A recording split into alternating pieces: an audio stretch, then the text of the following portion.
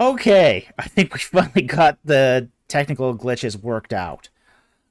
We are welcome to this, our 107th live stream.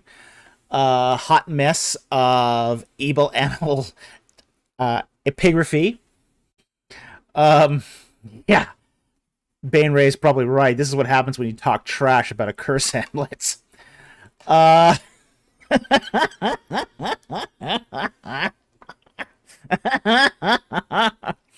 okay. Uh, yeah, YouTube does not like it when you have to start and restart a live stream. So we are going to be dealing with a little bit of a delay tonight of about 35 seconds between what I read and what you hear. Okay, we just have to live with that. So it's better than what we had before, which was like over a minute. So we try to keep the delay, the latency down as short as possible, but sometimes, well, technology isn't perfect. Okay. So we want to welcome you all here tonight. We're glad you joined us on the live stream. And it's the same as every Friday. We take your questions on ancient Egypt and the Bible, and we do some super chats, we do some non-super chats. Super chats have priority. You all know that. If you want to ask a question that's not a super chat, we also take those too. We ask that when you do put a question like that, we ask that you put a Q and a colon in front of the question so I know it's directed to me and not to someone else in the live stream. We also ask that if you're asking a question about the Bible or an ancient language, that you give me a little context. Like, for example, if you are quoting something from the Bible, please include the book of the Bible, the chapter, and the verse. We also ask that you may, for like foreign words, tell me what language you think it's in, what you think it means. Just give me a little bit of context so I don't have to just scramble around and try to figure out what you're trying to say. Okay? So, with that said, let's get into the questions. Okay. Now, we are going to start the night with a few non-super chats like we always do. Our first one here is from Darkblade. And he asks, is it possible to interpret both the 480 years, and I'm presuming here he means the 480 years of 1 Kings 6:1, and the Ramses II reference literally, and date the construction of the temple to 820 BC or something like that, or does the evidence disallow it? Well, that would be a wonderful solution. Unfortunately, the evidence does disallow it. Here's the problem. The problem is we got lots of synchronisms for the Judaic dynasty, okay, for the kingdom of Judah. So we are forced to date the construction of Solomon's temple to 966 or 967 BC. And that's because there's lots of synchronisms between the Judaic dynasty and Assyria. So that would unfortunately disallow this creative solution. But I like the way you're thinking here. You know, we do need to think kind of like this. I want to encourage people to think like this, to say, okay, are there other possibilities that we aren't considering here? So I do appreciate the sentiment here, but I think in this case, the evidence is not going to permit it here. So unfortunately, you are going to may have to make that choice of which sort of passages you do take literally. The ones that talk about the 480 years, or the mentions of the city of Ramses. So anyway, I hope that answered your question. Thank you very much for the question. Great question. I love the creative thinking here. I absolutely think that we should do more creative thinking when we start approaching these passages, because that opens up new potential possibilities.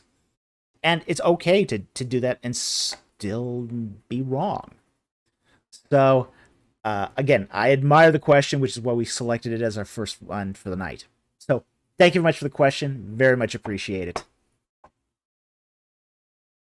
Okay, our second non-super chat here is from Darkblade again. How did ancient Egyptian form, I think he means language here, ancient Egyptian language form the past tense? Okay. This is a grammar question. This is a grammar question. And I love grammar questions. I totally geek out on grammar questions. They're the best. Okay, here's what I would say. The present tense, the perfect form in Egyptian is the sejm F, which means you have a triconsonantal root, occasionally a four-consonantal root, but usually a triconsonantal root, and then the pronominal suffix at the end of it. Well, the past tense in ancient Egyptian is the sejm NF.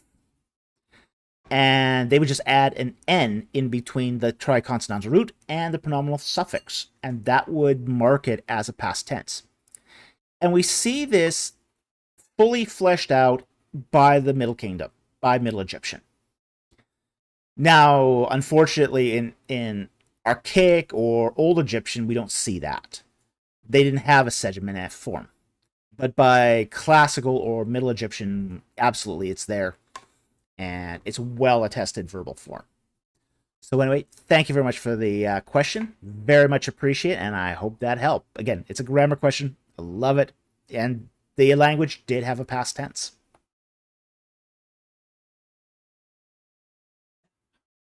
Yep, sejm NF.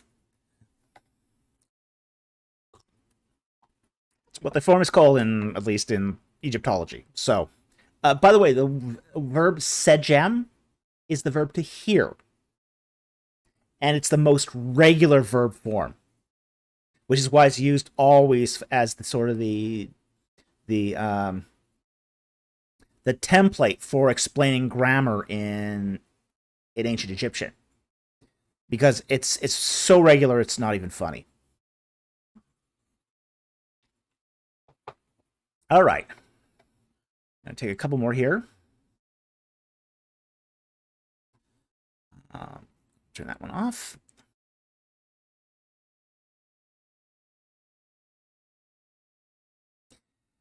I'm going to take this one from BC.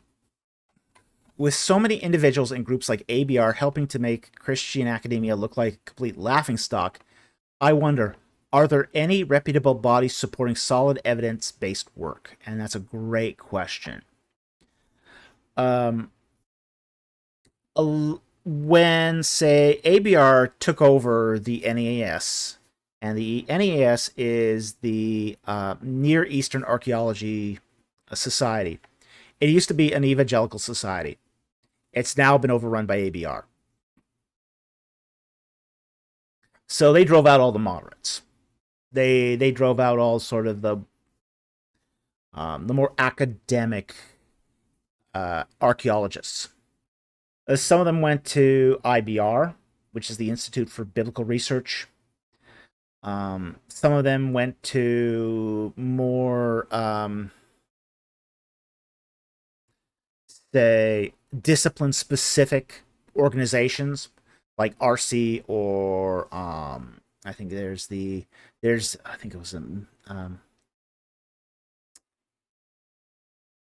AR. I think it's the ARR. The acronym for that again.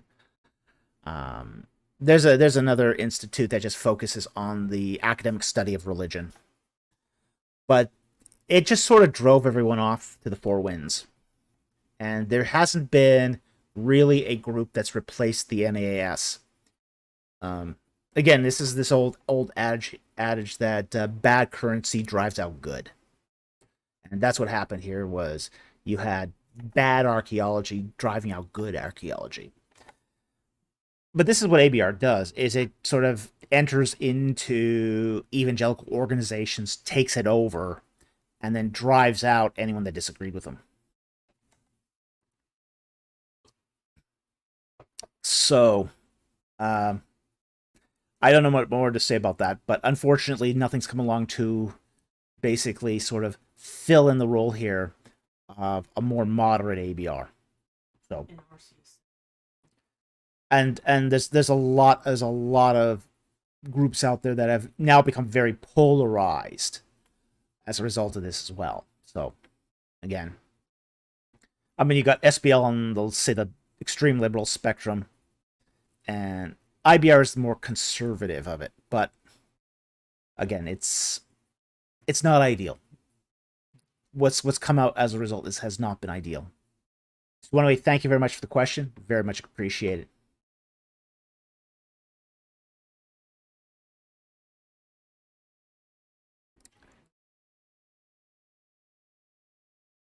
I'll take the ask this question here. Do you think they'll ever do that to ETS? No, I don't. Um, here's why. Here's why.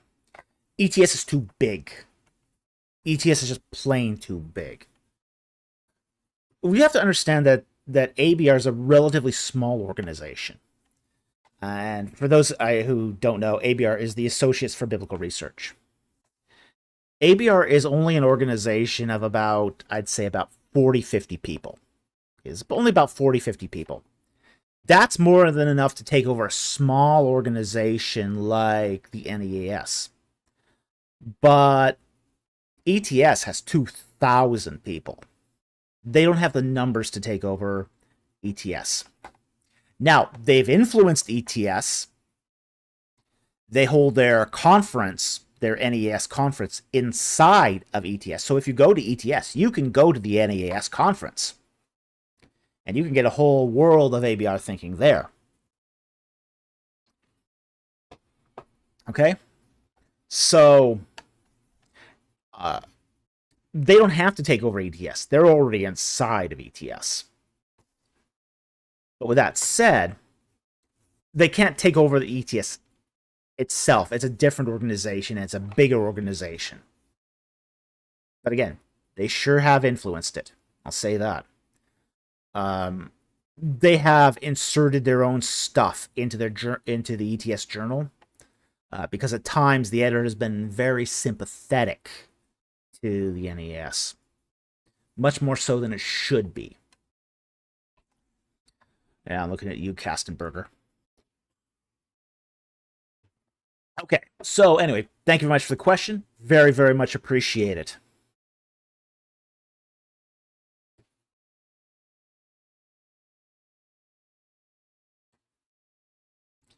Gonna take this also non-super chat here from Christian Bolshevik, and then we'll move on to the super chats.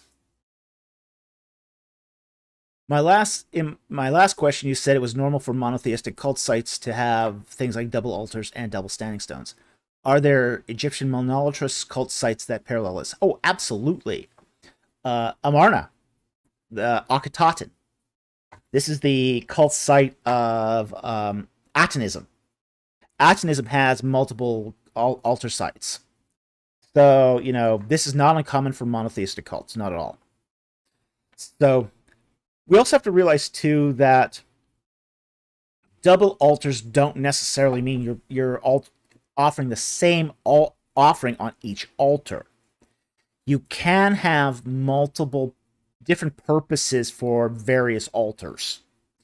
Like, for example, in the tabernacle, you have one altar that's for, say, burnt offerings of, say, oxen and meat and grains and that sort of thing. But you have another altar that's just dedicated to incense. So you can have multiple altars with different purposes and for different roles. You can have an altar for libations. Now, we don't see that so much in Israelite culture, but we do see that definitely in Egyptian culture. So absolutely, we do see this, that for monolatrous cult sites, that you can have multiple altars, multiple standing stones, because standing stones are basically just stones that have been covered in, say, plaster and then written on. So there's times you can have more than one of those easily. So absolutely, we find this in monolatrous sites in Egypt, and it would make sense that we'd find the same sort of cult setup in Israel as well. So anyway, thank you very much for that follow-up question. I think it was an important follow-up question. But absolutely, we do find this at say, Akhenaten. So thank you very much for the question. Okay, now we're on to the super chats.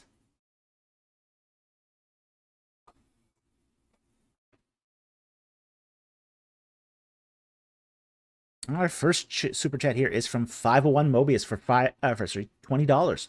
Thank you very much for the super chat. And he says, I read that the Lord redeemed Israel's firstborn in Egypt at the time of the 10th plague.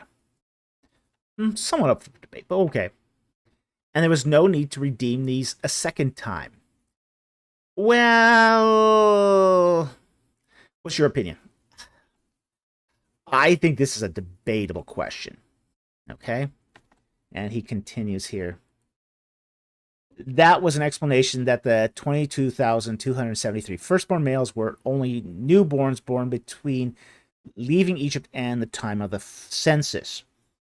The problem here is that the firstborn is not referring to infants. So that'd be a huge problem with this interpretation. You need to account for the fact that the whole ancient Near Eastern meaning of firstborn is the equivalent of your heir apparent. So your older brother dies. Now you're the firstborn, even though you were the second son. That's how it works. So there's a difference too between, say, God sparing the firstborn from the death of the 10th plague and the redemption fee. They serve different ritual purposes. The 10th plague, that sort of blood on the lintel, is to mark the home so that tragedy doesn't strike there, so that the judgment of God does not fall on that household.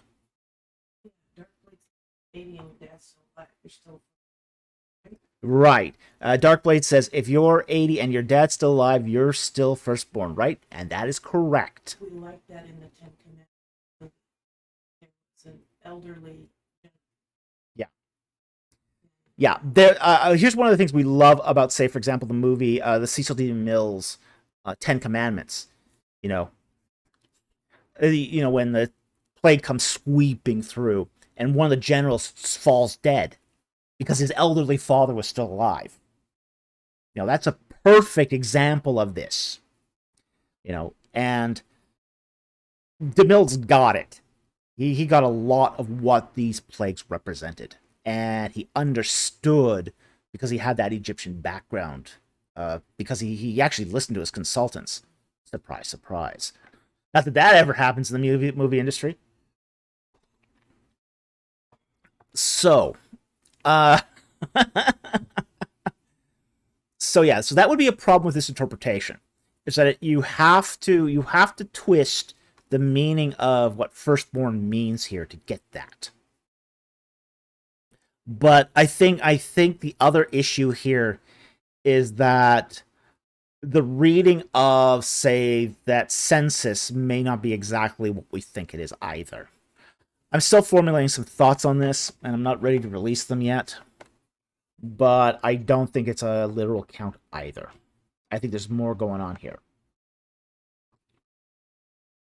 So anyway, the Becca is which is the redemption fee, applies to all Israelites, whether they're firstborn or not. So everyone has to be redeemed in a sense. Okay. Now there is a special, say, sacrifice for the firstborn. That's above and beyond the Becca.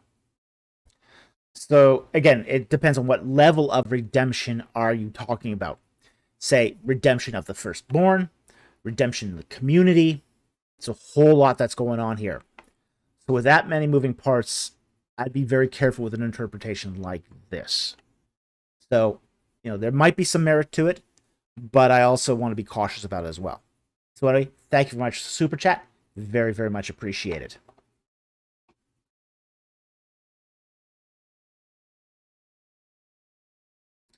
Our second super chat here is from Algot Robertson for 200 Swedish kroner. Thank you very much for the super chat. Very much appreciated. And he says, A friend of mine said that if we culture context to understand God, it will undermine his word and create relativism. No, it wouldn't. Okay. And he says, like marriage was created because of birth, but now we have birth control. Marriage ain't needed. He took as an example. Okay. Well, the second part of this is kind of a non sequitur.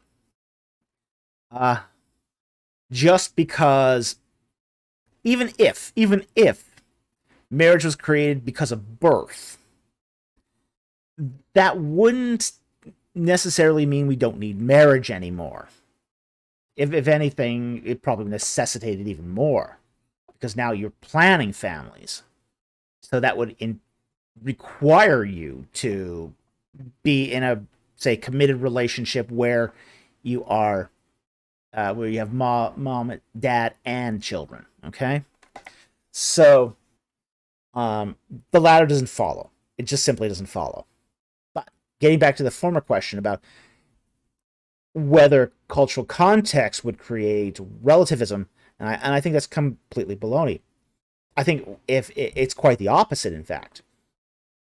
Whereas, if you are trying to interpret the word by our context, I mean, you're gonna interpret the word of God by some context, okay? The question is, which context are you choosing? Are you choosing the ancient Near Eastern context, which is probably the circumstances under which it was written? Or are you choosing our context here today? If you use our context, yeah, that's going to change. That is going to be relativism. Because you're now interpreting the Bible like how we think today, or 10 years from now, or 20 years from now, or 100 years from now. And every context of modern times is going to be different. You know, we've seen the context of modern readers change in just the last 50 years. Astoundingly fast. You know, 50 years ago, most people were still partially biblically literate. Today, they're not. You know, they don't have any idea of that sort of culture.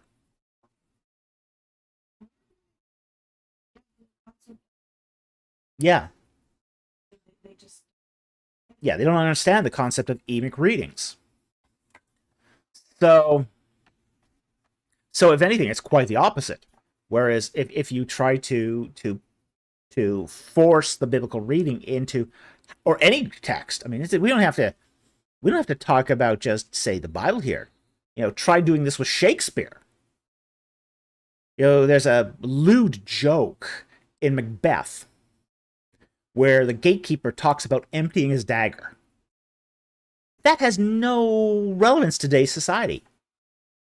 Yeah, it's crude and it's lewd and it's, you know, but you have to interpret that according to the context that Shakespeare wrote in, which was Elizabethan English. So this doesn't just apply to the Bible, it applies to all old texts.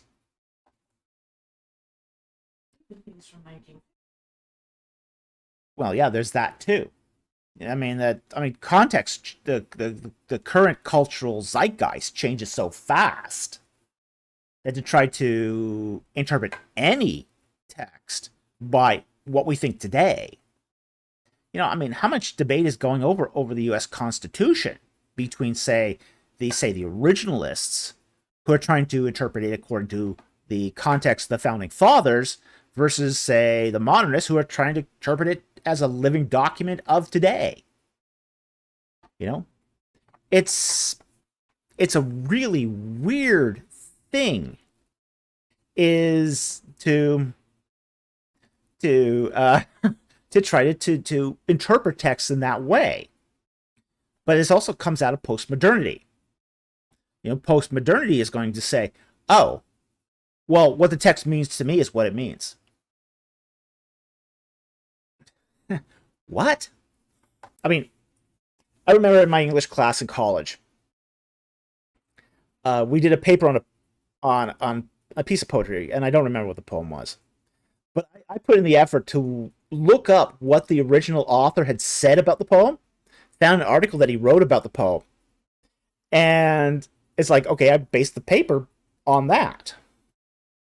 And the English teacher gave me a C minus for that because she goes, oh, well, we don't interpret poetry according to author's intent. We interpret it to what it means to us today. Like, what? Huh? That's crazy. That is absolutely crazy. You know? If that's it, then what we believe tomorrow is going to change. And then you do have relativism. And that's been a lot of our problem in our academia, our schools of higher learning, and in our churches. Because we're all trying to interpret these books according to what it means to us today. And not according to its cultural, original context, to the readers that it was intended to be written to. So, anyway, thank you very much for the super chat. Very much appreciate it, and I hope that helps. All right, another super chat here from Algot Robertson for 100 Swedish kroner. Thank you very much for the super chat. In the fourth most book, and he means here, I think it is Numbers, God required many sacrifices, but at the same time, people were starving. How did they not die of starvation? And to add to it, many died by the hand of God's punishment. Okay. Now, we have to sort of get our minds into the mindset of the authorial intent of these sacrifices. Now, they are not huge amounts of sacrifices, in all honesty. Most are not, unless it's something like a sin offering or Passover. And even in the Passover, frankly, that sacrifice is eaten by the family. So let's say, like, for most families, you might have the occasional grain sacrifice or a goat or lamb sacrifice. And if you're one of those people who's sheep herding in the Judean foothills, that's usually within your means. Okay? The tithe, which is a tenth, was essentially a tax anyway. So it was a kind of a religious tax. And frankly, as compared to much of the taxation of the ancient world, it was pretty reasonable, to be honest. Studies have shown that the total taxation for the people was roughly around 12.5%. Interestingly enough, the share of the taxation was 10% to the temple, and the 2.5% was collected by the king. So the temple got the lion's share of taxation. Okay? So, here we have one of those issues where, compared to a lot of other countries, this is not a bad taxation. This is not a punitive taxation. So, but every kingdom taxed. Whether it was for a religious institution or whether it was for just the monarchy itself. Every kingdom taxed. So, a 10%, 12.5% difference is not going to be that onerous. Now, there were some mandatory feasts and mandatory festivals that you had to attend, like Passover. But even with Passover, the benefits of Passover went directly to, say, the family holding Passover. So, okay, you had to give up one sheep a year, regardless. All right. So, you went to the temple, you had your sheep slaughtered, you brought it home, and you cooked it, and you ate it. Well, the temple isn't getting that. You're eating that. So, now grain offerings went to the temple. That was what fed the priests. That's what we have to understand, that this 10% taxation went to support the Levites, who had no inheritance. Okay, so a lot of these sacrifices, in fact, the vast majority of these sacrifices, went to feed the Levites that performed religious duties. Because they didn't get land. In Israel, if you don't have land, or you don't have access to land, you can't support yourself. You need that sort of territory in a sojourning society, in a pastoralist society, in order to survive, to maintain yourself. How it balanced that out as a society was it taxed, that gave that religious tax to the 11 tribes to support the 12th tribe, to support that tribe of Levi. And the tribe of Levi performed religious duties. Now, that's not all that's involved here, though. What's also involved here is the fact that you have God's promises, too, of blessings and curses. Essentially, in Deuteronomy, I think it's chapter 24. Maybe it's not 24. Let me find this here. 32.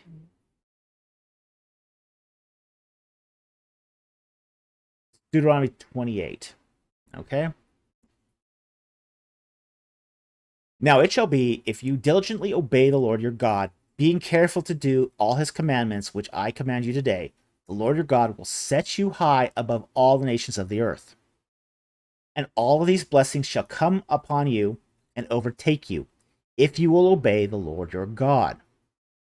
Blessed shall you be in the city, and blessed shall you be in the country. Blessed shall be the offspring of your body, and the produce of your ground, and the offspring of your beasts, the increase of your herd, and the young of your flock. Blessed shall be your basket and your kneading bowl. Blessed shall you be when you come in, and blessed shall you be when you go out. Okay, so if they obeyed, they would be blessed with abundance of food. That's part of the blessings and cursings of Deuteronomy 28. So there's that aspect too. If they did obey and do those sacrifices and obeyed the law and trusted in God, there was going to be an abundance. Now, this is not I'm going to be very blunt about this. This is not a promise for everyone. This is a promise for Israelites. This is not a promise to Gentiles. And this is definitely not a New Testament promise. This is a promise specifically for the Israelites. So, you have to take that sort of sacrificial system in context to its sort of religious paradigm as well. So anyway, that's a lot to digest, I know. We covered a lot of ground here. I hope this answered the super chat. Thank you very much for the question. Very, very much appreciated.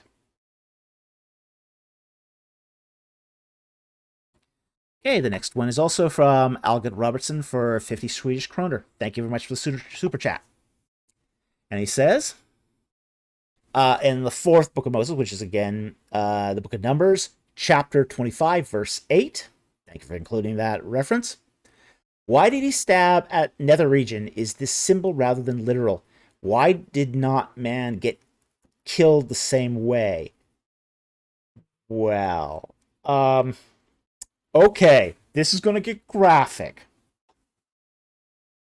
So we're going to try to do this carefully, but the text is very evocative here. And I'll pull it up here.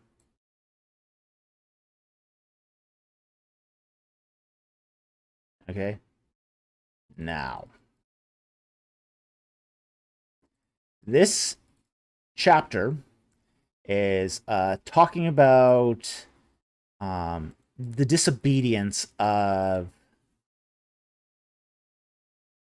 one individual who brought condemnation upon the entire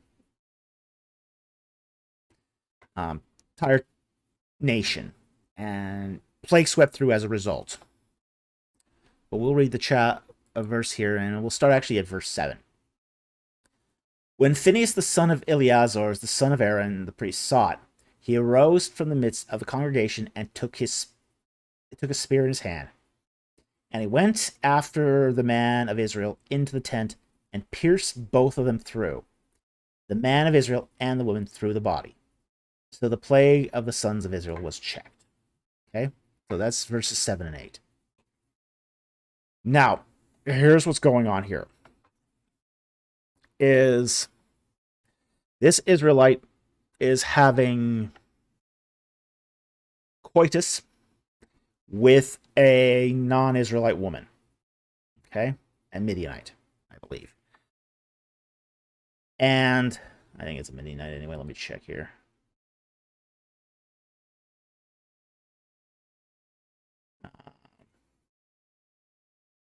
Moabite, sorry. Yeah. Verse 1 says, harlot with the daughters. The people began to play the harlot with the daughters of Moab. So this is a Moabite woman. All right, so.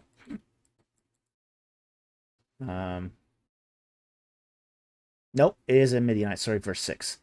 Okay, so it is a Midianite. I thought it was a Midianite. Okay. So anyway. We have to understand, the reader would understand that I'm trying to put this delicately. Okay, I'm trying to put this really delicately.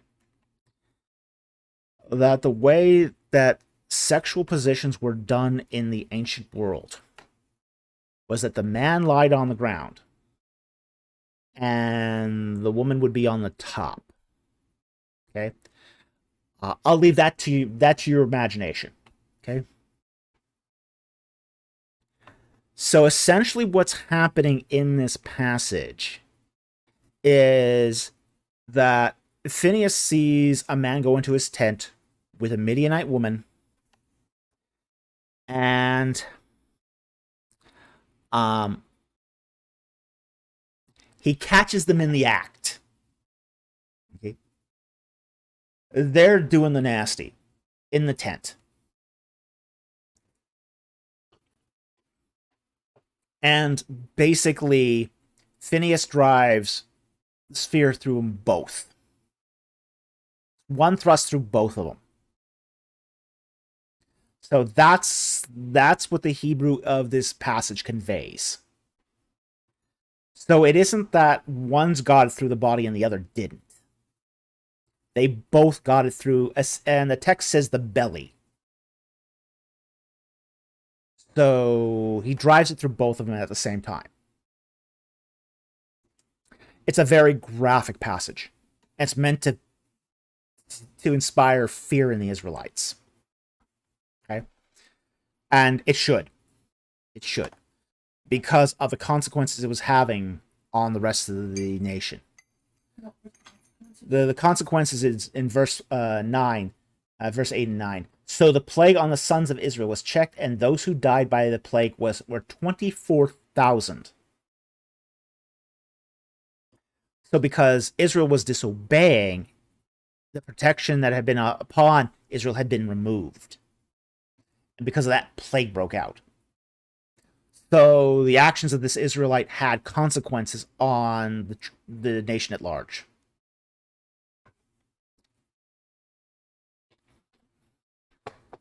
$1,000 clever boy. I guess this is a Bible passage you don't read to your kids at bedtime. Yeah, I'd say not. Not if you want to explain it. Okay. You want to teach them that they're right. Although this is not a bad idea to basically read to your kids. Tell them that actions have consequences. You know, that's a perfectly good lesson to teach your kids. You know, read them Sodom and Gomorrah. You know, read them what happens when people disobey God's law. You know, it doesn't end well. It just doesn't end well. I mean, look, you don't want to focus on just that, okay? But, you know, expose them to the whole Bible. Give them the whole Word of God. But that's the context, is it happened because of... Yeah. Yeah, my producer Pierre points out that that's the context, is this happened because it was affecting the whole community. Everyone was being affected by this man's sin. Outrageous, blatant sin. He didn't even try to cover it up. He flaunted it. Yeah, so anyway, thank you very much for the super chat. Very much appreciated, and I hope that explains this.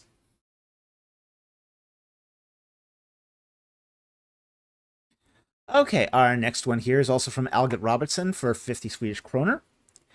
Again, he's talking about the book of Numbers, chapter 51, verse 6. What are the holy tools for something? Did Israel have holy war tools? Okay.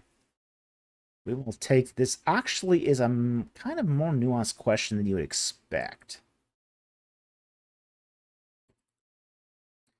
So, verse 6 says, Moses sent them 1,000 of each tribe to the war, and Phinehas, son of Eleazar the priest, to the war with them, and the holy vessels and the trumpets for the alarm in his hand. Okay.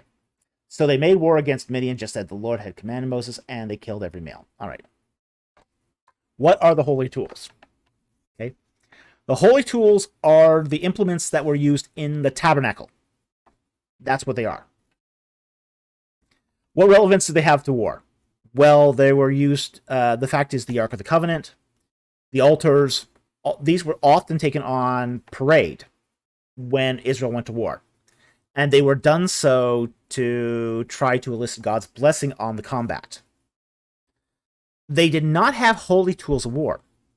Now, there is an exception to this. I'll get into that in a moment. That exception here is when a particularly notorious battle was won. The vanquished's weapons would be taken and put into a chapel as basically a sign of God's deliverance. The most notable of these is the sword of Goliath. When Goliath was vanquished, it was seen as a great victory by God. So his sword was taken and put in a chapel. And essentially, David goes back and retrieves Goliath's sword from the chapel and uses it as his own weapon. Because there was this idea that God, this is the symbol of God's deliverance and protection, and he's going to use it in his future battles. So there is a small sense in which this is true. But the holy tools referenced here are not weapons. They're actually implements of the tabernacle. So you'd have, say, the incense altar, the altar of offerings, the offering table, and of course the Ark of the Covenant. So those are the holy implements. And as well as, say, some minor things. What? No holy hand grenades. No holy. That's funny. You need to say it out loud for the people who are I have to find it here. Where's it? 501 Mobius. 501 Mobius. I'm gonna highlight that one because that one is priceless. I love that one.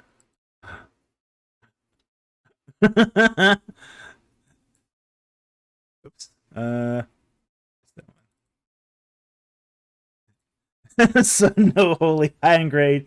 So no holy hand grenade of Antioch. No, sorry. That is hysterically funny. Oh, I so wish there was a holy hand grenade of Antioch. It would so transform the biblical narrative. I'm totally down with this, though.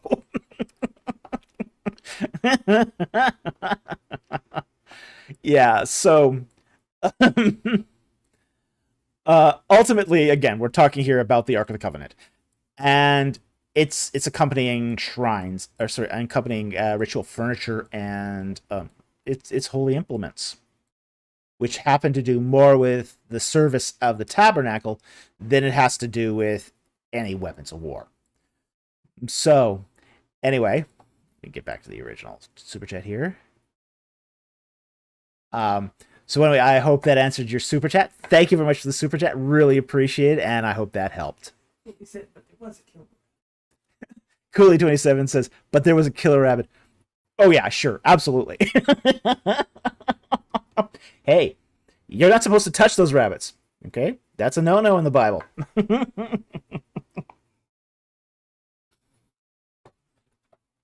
Okay. Our next super chat here is also from Algot Robinson for 50 Swedish kroners. Thank you very much. Super chat. The book of Deuteronomy, chapter 25. Was there a difference between murder and murder with a weapon? Also, why did the high priest need to die before coming back? I don't understand that second question. That one doesn't make a lot of sense to me. Do you understand that second part? Why did the high priest need to die before coming back? I'm not sure what you mean by that. Okay, but let's see the first one. The whole difference of murder and versus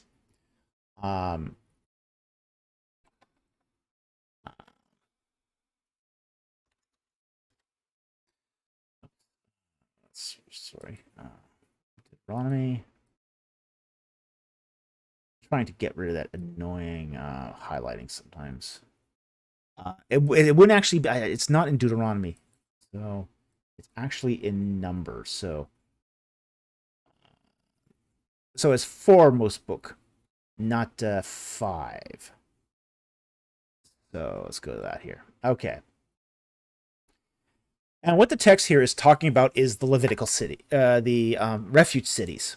Okay, now Israel had set up cities of refuge for, so if people were accused of murder and were innocent because they didn't intend to murder somebody or they were falsely accused, they could flee to these refuge cities to escape, say, angry avengers, angry relatives.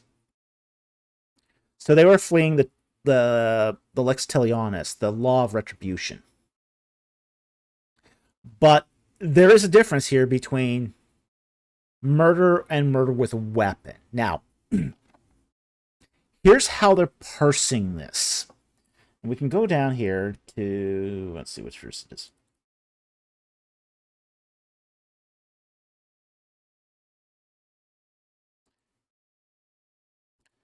Okay, it begins at verse 16. Let's start actually verse 15. These 6 cities shall be for refuge for the sons of Israel, and for the alien, and for the sojourner among them, that anyone who kills a person unintentionally may flee there.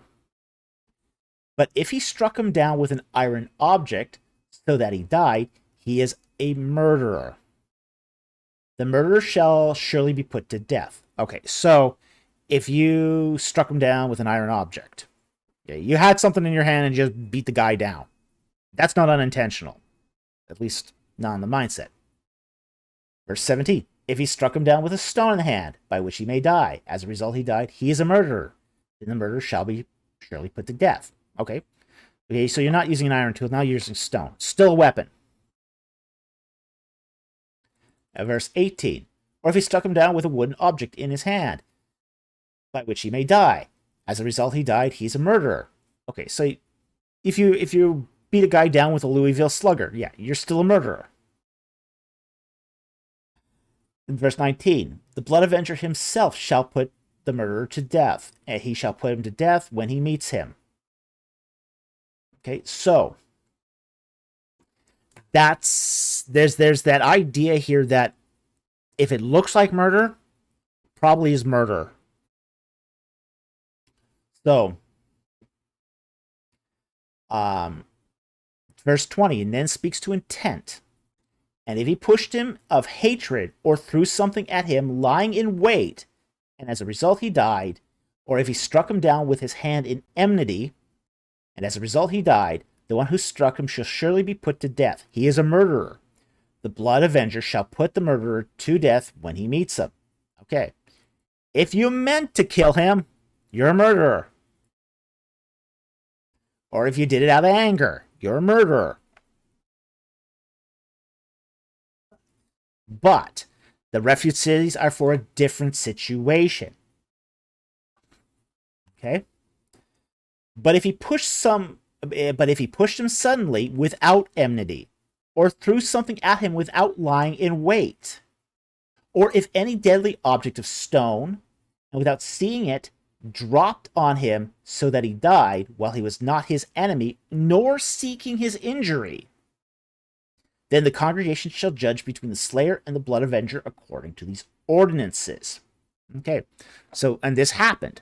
You're out chopping wood, and you swing back, and the head of the axe flies off. That's happened, and it's killed somebody. Okay, now you could be potentially on the hook for murder, and his relatives are going to be coming after you. Well, you drop your stick and you run, essentially, to a refuge city.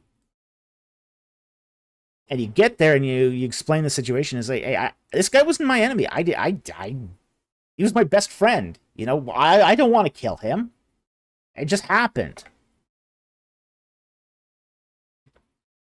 It was a terribly tragic accident. Please let me in your city. They go, yeah, sure, okay. And then the Avenger comes, and then they talk it out, and they see, okay. Eventually, oftentimes what will happen is the Avenger will not be satisfied. He'll go away and still want to kill the guy. But the city will say to the accused, okay, we understand it was an accident. Everyone admits you were best friends, and it was an accident. There was no anger involved. It was not a weapon. It was just tragic. Stay in the city, and you're safe. If you leave the city, you're on your own. So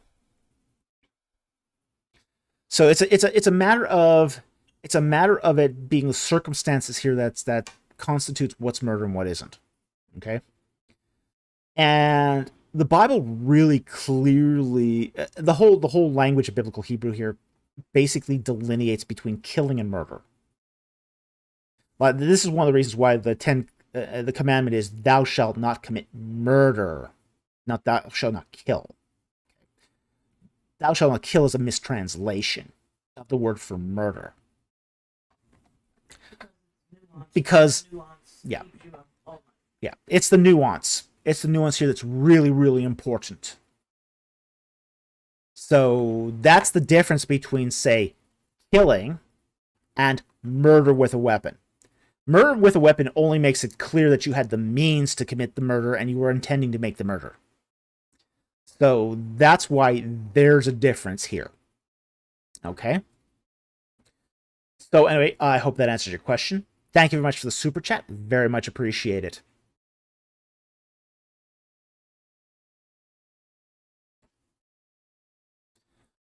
Okay, another 50 Swedish kroner super chat here from Algot Robertson. Thank you again for the super chats.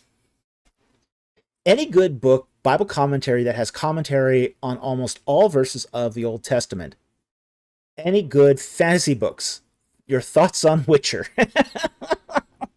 Well, that moved quickly. Okay, I will say this on the first question. First question is super easy to answer, because the answer is no.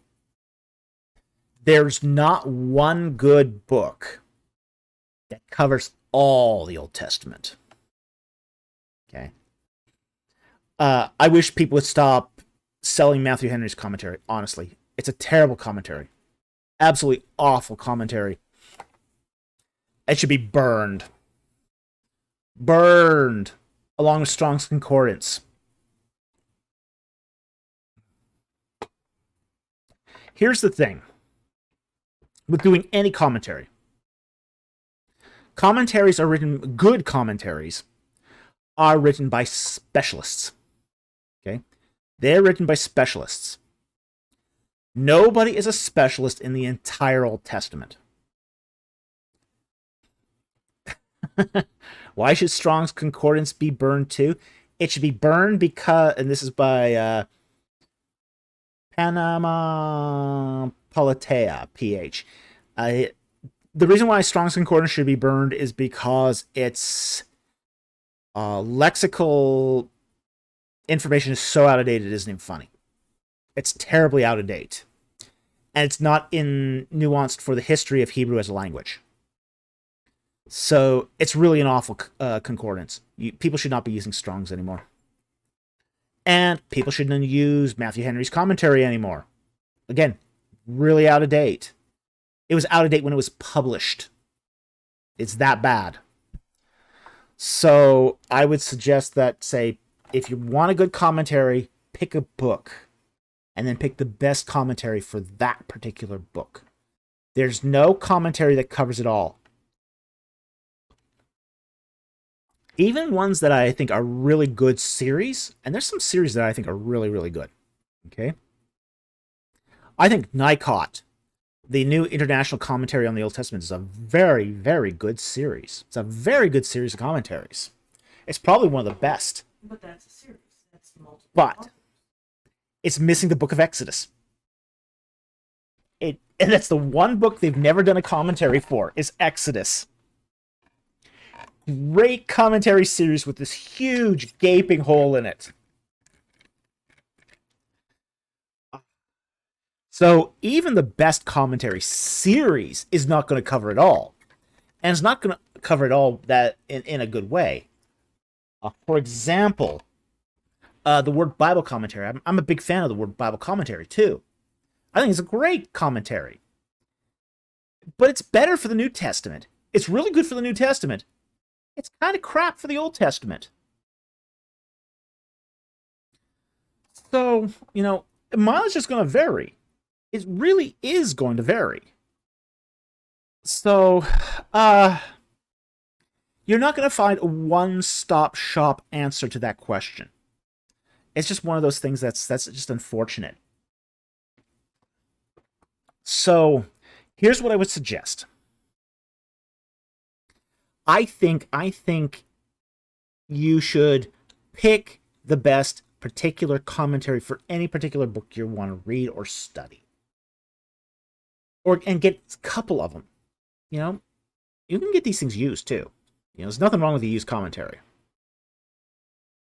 So, unfortunately, there's no one commentary or a good book that covers the entire Old Testament. It's just not. That's not the way it works, unfortunately. So, now, any good fantasy books? Entirely different question. I'm a very broad reader, okay? And, you can't help but love the classic Lord of the Rings. I mean, you just can't help but love that one. I mean, everyone loves that.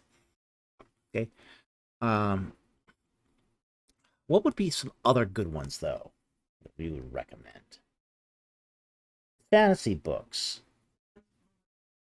Yeah, it does depend a lot on what they're into. Are you into the Are you into Would you consider Shadowrun a fantasy book? Yeah. And it's a warning to we are there. Yeah, Shadowrun is an interesting blend of technology and magic. So, that has its own interesting but as far as the technology goes, living in cities. Yeah, it does. It is scary. Yeah, it is scary. I mean, we're pretty much there except for the magic. I'll agree with Nate on it also that the Silmarillion is very good as well. I like the Silmarillion a lot. I'm trying to think of another one here. I used to be big when I was younger. I used to love the Elric of Melniboné series. I read all of it. I loved it. I mean, I was a huge Elric fan. So,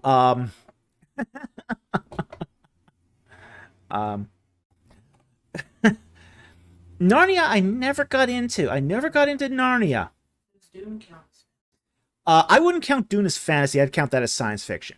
It's really far future. It's really sort of the technology. I wouldn't count that as fantasy.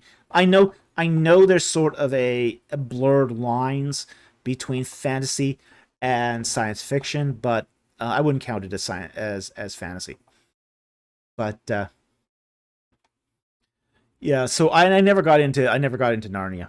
I was never really into Christian fiction that much, honestly. I found I tried to read C.S. Lewis's science fiction a bit. Like, for example, I tried to read his Out of the Silent Planet. It's a hard read. It's not an enjoyable read. So I had difficulties getting into his fiction, but uh, that may be just the way my sort of mind goes as far as reading is concerned. As far as my thoughts on The Witcher, never got into it. I didn't see the series. I tried to play the video game once, but I didn't have a controller at the time, and that's a video game that's virtually impossible to play without a controller. So I had a fast enough system. I didn't have. I mean, no, it's a very sort of graphically intensive game, but I might give it another go now. I've upgraded a lot of things like my graphics cards since then, but so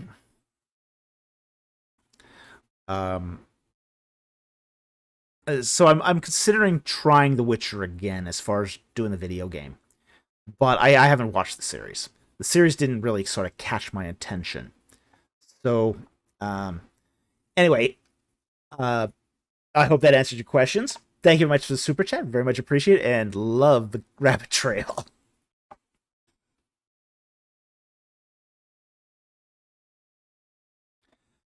Okay, I'll get Art Robertson again for 50 Swedish kroners. Thank you very much for super chat. And he asks, if the Father and the Son are the same, well, they're not the same. They're two persons of the Trinity, and the three persons are the one God. They're not the same. But if they are both God, why does Jesus deny tooth for tooth rules? Okay, again, that's tooth for tooth is just a colloquial way of saying the lex talionis, the law of retribution. You have to kind of understand that the lex talionis is a maximal penalty in civil society. So, for example, back in the day, let's say we're talking here about a society that's governed by the laws of clan warfare, clan relations. It's a clan-based society. And in clan-based societies, things can get nasty fast. You know, you punch a guy in the mouth and he loses a tooth. That guy turns around and wipes out your whole family. The lex talionis is meant to prevent that situation. It's basically saying that you can't command any higher retribution than what the offense caused. So, if somebody knocks out your tooth, the best you can get is a tooth extraction. You're not allowed to go kill his family. You're not allowed to chop off his hands. You're not allowed to gouge out his eye. It's a way of keeping this from escalating. And that's what happens in a clan society when offense leads to more offense, is it can lead to this tragic escalation. And usually both clans are wiped out. Yeah, as my producer says, usually both clans end up being wiped out. If there's one person left of the clan, that one person will wipe out. So that's the purpose of the lex talionis. It's a form of maximum punishment. You can't go beyond that. If you go beyond that, you've committed the crime. So basically, it turns that overreaction into a criminal event. So you have to understand it in that sort of way. Now, what Jesus is talking about is not the lex talionis as a form of jurisprudence. He's talking about it in your personal life. And he's talking about this in a different way. Jesus knows that a person can, slap for slap. Okay? He knows that. He accepts that. as the matter of course of his civil society. But he's also adding an element of grace. So he's not denying it. He's providing an alternative. He's saying, okay, you have lived by eye for eye, tooth for tooth. But there's also grace. There's also mercy. Yes, there's still justice. And Jesus never denies that there's justice. So he's not denying tooth for tooth. He's saying that there's more than just tooth for tooth. And that's different. So anyway, I hope that answered your question. Thank you very much for the super chat. Really appreciate it. And I hope that sort of explains sort of the context of this and what Jesus is meaning by this. And then finally, we've got a 50 Swedish kroner again from Algot Robertson. And thank you very much again for the super chat.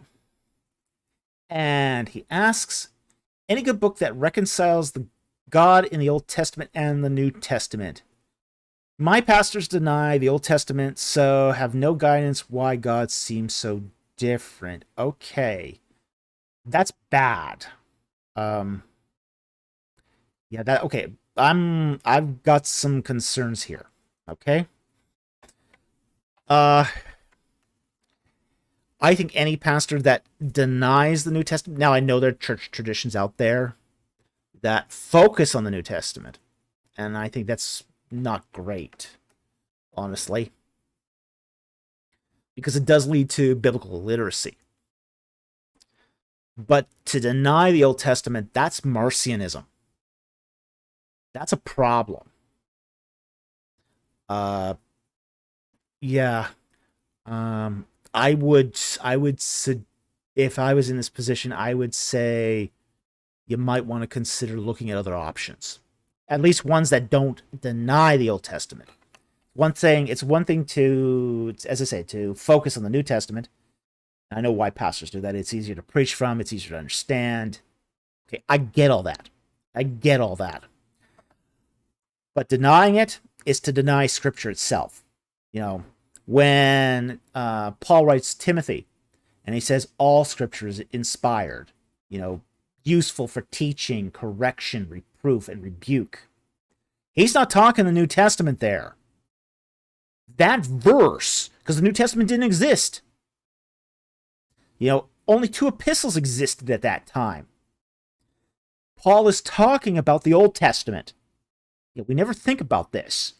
But that whole passage about Scripture being inspired and useful for teaching, he's talking about the Old Testament. That's the book of the Bible that they had. So, we are called in New Testament times to use the Old Testament. That's what Paul meant.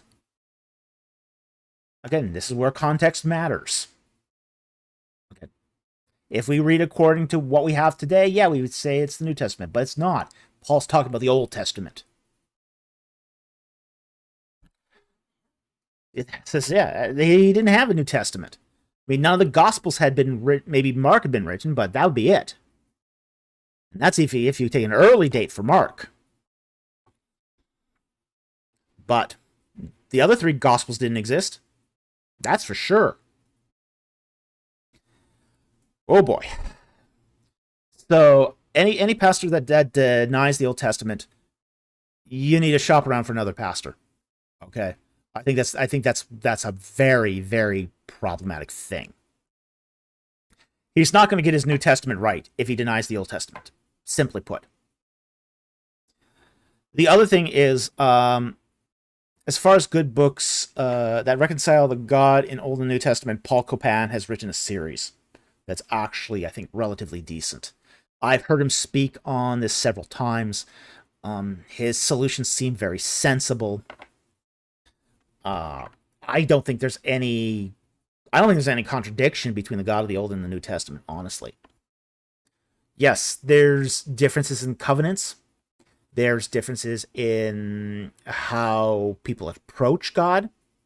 There's differences in religious practice, but all that can be chalked up to progressive revelation. Another author I would recommend here is Graham Goldsworthy. Goldsworthy published a book called Biblical Theology. It's really good. It's really good. It's well worth reading. It doesn't go into the brass tacks, the minutia of trying to reconcile Old and New Testament, but it explains the arc of the Old and New Testament in a way that you can understand it. And if you understand the arc, the story arc of the Bible, then it makes sense how the God of the Old Testament is the God of the New Testament. So those are two I would recommend, is Goldsworthy and Copen. And I think that would probably get you pretty well started. And then you can sort of dip into sort of the minutia after that. So anyway, thank you very much for the super chat. Very much appreciated. I hope that helped. Okay.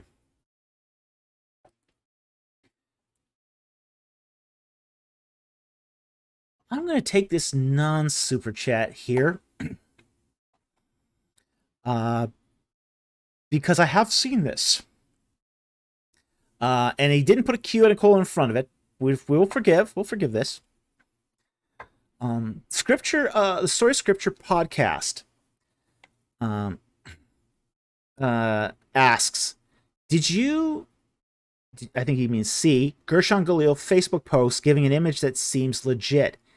Can you speak on this further? Yes, I can. I have seen this. I'm actually Facebook friends with Galil. Okay. So, yeah, I've seen the picture. I don't think that changes anything, honestly. It is a high-res photo. He did put up a high-res photo. And good on him for doing this. I think this is great. That means we certainly can't get this out of Stripling. So the fact that Galil did it, I think, is wonderful. Yeah, I think Galil's trying for some level of integrity. Yeah, but the inscription's still not there. I took a close look at it. I don't see it. I still don't see it. Now, I have seen X-ray tomography images for lead tablets, lead amulets. And it's clear when you can see the writing. I mean, it's evident that there's writing there when it's clear. I mean, it's just, you can't miss it. I saw a post of a medieval lead tablet amulet that had very, very clear Latin writing on it. You could see it. The technology is very, very good when it works. I think in this particular case, the lead amulet is so degraded that I don't think there's much possibility of getting any writing out of this. Now, I think that, to be very honest, if they're ever going to get a reading out of this, what they might have to actually do is cut it open. And that's destructive and risky, because you never undo that. So, this is going to be a huge issue. So, yeah. That's really where I think, we could also wait for another 50 years for more improvement in technology too. Maybe they'll improve the tomography or use some other non-invasive issue.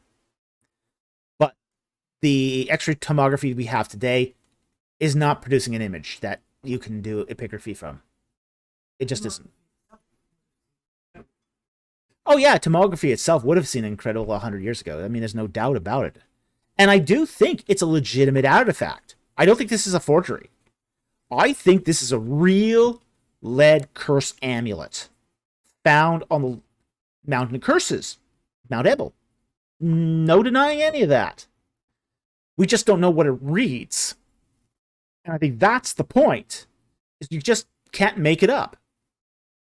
It has to be writing that you can justify with epigraphy. And I think that's the problem here, is Galil has failed to justify that.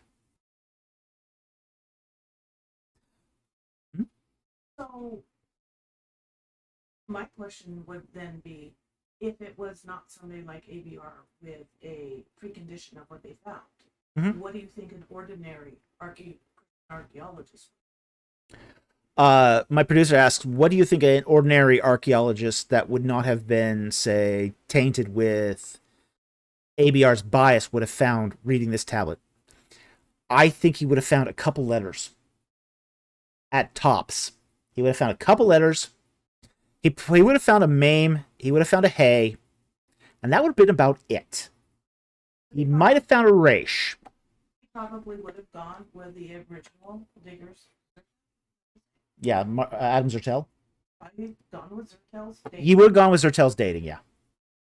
Because the whole site is just screams late Bronze Age to me. So he would have concluded it's a strong possibility. Possibility for the Mountain of Cursing. Oh yeah, he would have said it was Mount. I mean, anybody who's objective here would say this is a good evidence that this is the Mountain Cursing, just because it's a curse amulet. Because it's a defixio. Okay? But again, that's a different claim. No one can... Well, I mean, there's some that contest that claim, but I think most reasonable people would have made that claim. But it's another thing to find writing. That's the game changer. If you can find writing on the amulet, you got something. But if you can't, so a lot of this still remains up in the air and kind of dicey. So yeah, I don't think this image changes anything, but you know, I'm glad he posted it. Okay, our next super chat here is from Cooley27 for $5. Thank you very much for the super chat. Dr. Falk, in your honest opinion, what is missing in most history presented for a general audience? Conversely, what in most scholarship? Am I in denial? Cheers. Okay. I will give you one of both. Okay. Let's take the latter first. What's missing in most scholarship? Respect for the texts.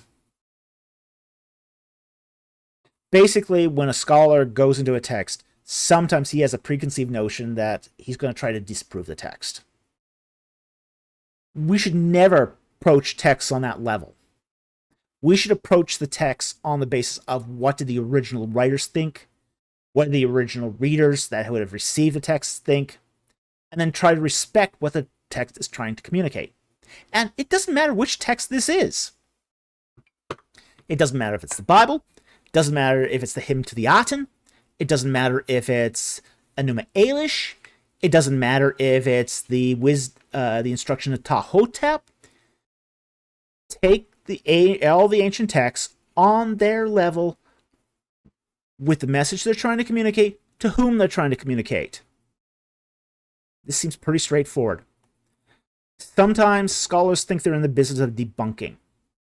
That's not the goal of scholarship. The goal of scholarship is to understand, not to debunk.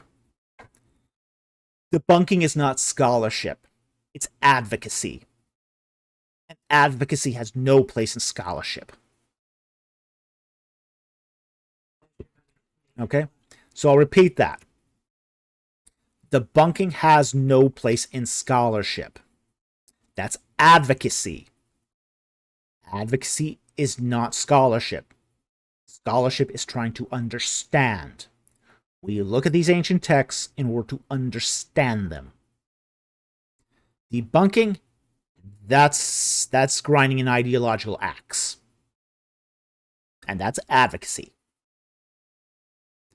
Okay? So, that's what I think is deficient in law scholarship. Now, What is deficient in history presented to a general audience? Here's what I'd say here.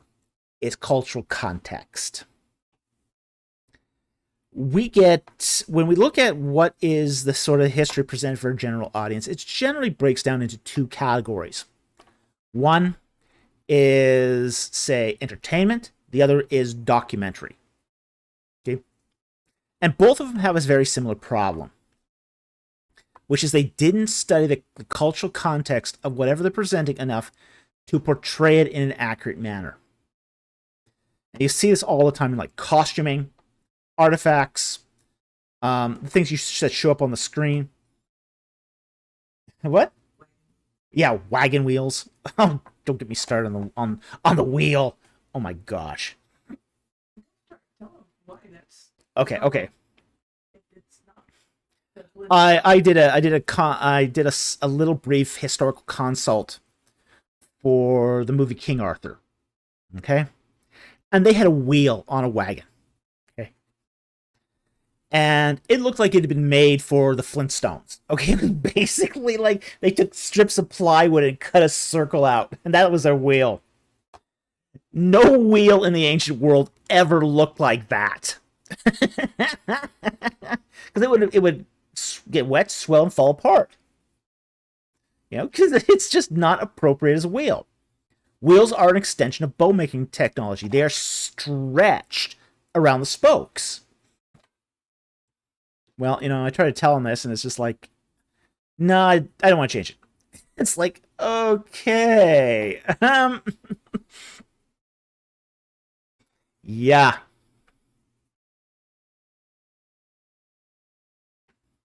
So it's these little things of history, you know, like costuming.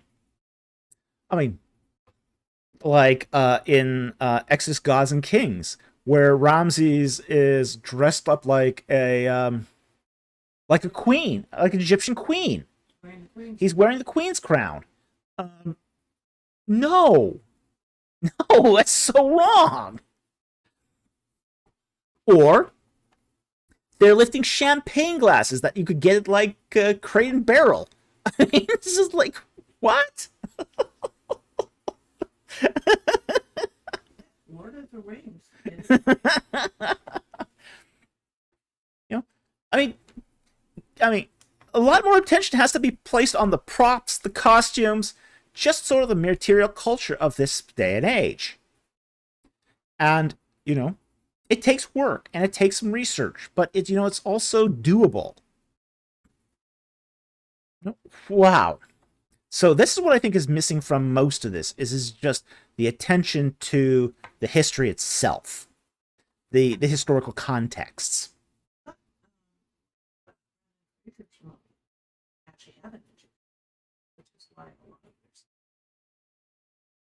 Well, there are some movies that have done a better job of this, that's for sure. You do get some like the original Mummy that did a decent job on some of it. Okay, not perfect, but okay. Cecil DeMille's Ten Commandments, excellent. They really went the extra mile to make it historically accurate. Really? Yeah. So I mean that one was really good. I could write a book on the commentary of the movie Ten Commandments and why it's such a great attempt to capture the historical context. I mean, they get the clothing right for the most part. They get the games right. I mean, I love the fact they got the games right. I love the fact they got the dance right. I mean, the dance was just... the Egyptian dancers was just... Oh my gosh, that was spot on. That was spot on. It followed very, very truly to what you find in the in Egyptian paintings. So, you know, I think more attention needs to be placed on these sorts of things. So I think this is one of the big problems I have with basically historical entertainment and the documentaries is they're not paying attention to the little things that sort of really relay the context. So anyway, thank you very much for the super chat. Very much appreciate it, and I hope that helps.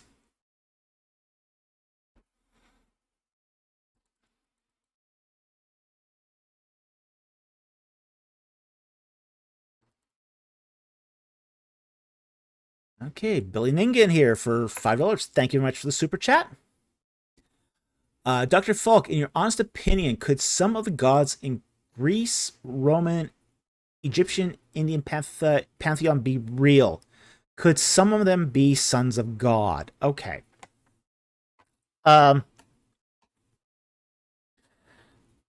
It's possible. It's possible. And it would very much fit into, say, a Second Temple period reading of Genesis 5. Or sorry, Genesis 6.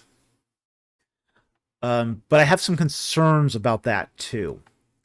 Which is, I think the truth lies here somewhere in between.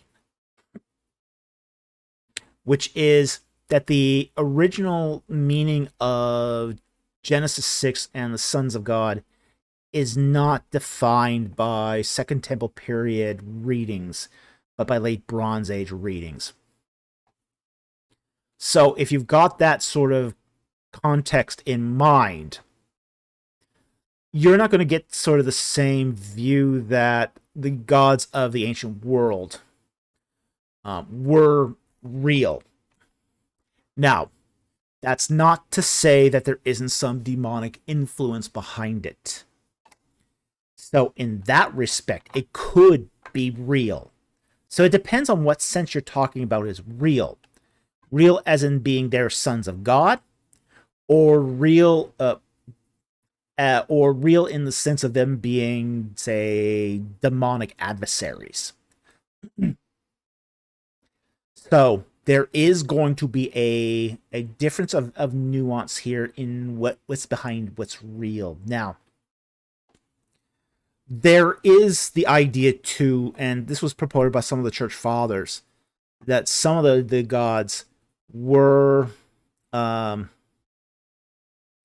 human beings that sort of did incredible things, like Dionysus, the god of wine, was ascribed to a real person who brought the grape to Italy. Now, whether or not that actually happened is another thing, but it was something that was believed by some of the church fathers. So that's another respect in which this could be real too, and not necessarily a son of God. So there's a whole range of opinion here. Where's the truth? Probably somewhere in between. Honestly, my opinion is that the gods of the ancient world were really nothing more than, say, demonic influences. And could they have been sons of God? Maybe. It's possible. It's possible that Genesis 6 alluded to the Second Temple period understanding. That's also possible. And I'm fine with that possibility. However, I do think the sons of God, in its original context, its primary context, is a kind of, say, caste of priests. So anyway, I hope that answers your question. Thank you very much for the super chat. Very much appreciated. Our next super chat here is also from Billy Ningen for $10. Thank you very much for the super chat. Dr. Falk, did Hammurabi ever do a military campaign into the Levant during the 18th century? I know he only sacked Mari, northern Syria.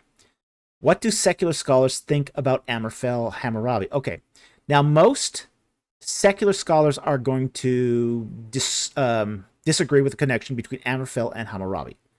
And the reason is largely because they date Amraphel using, say, traditional fundamentalist dating schemes. Okay? Here's the thing about the Amraphel Hammurabi connection. Okay? If you're dating Amraphel using, say, a fundamentalist chronology, you're not going to get anyone happy. Okay? The secular scholars are not going to be happy with this because, of course, Amraphel and Hammurabi are not the same because they're separated by 300-400 years.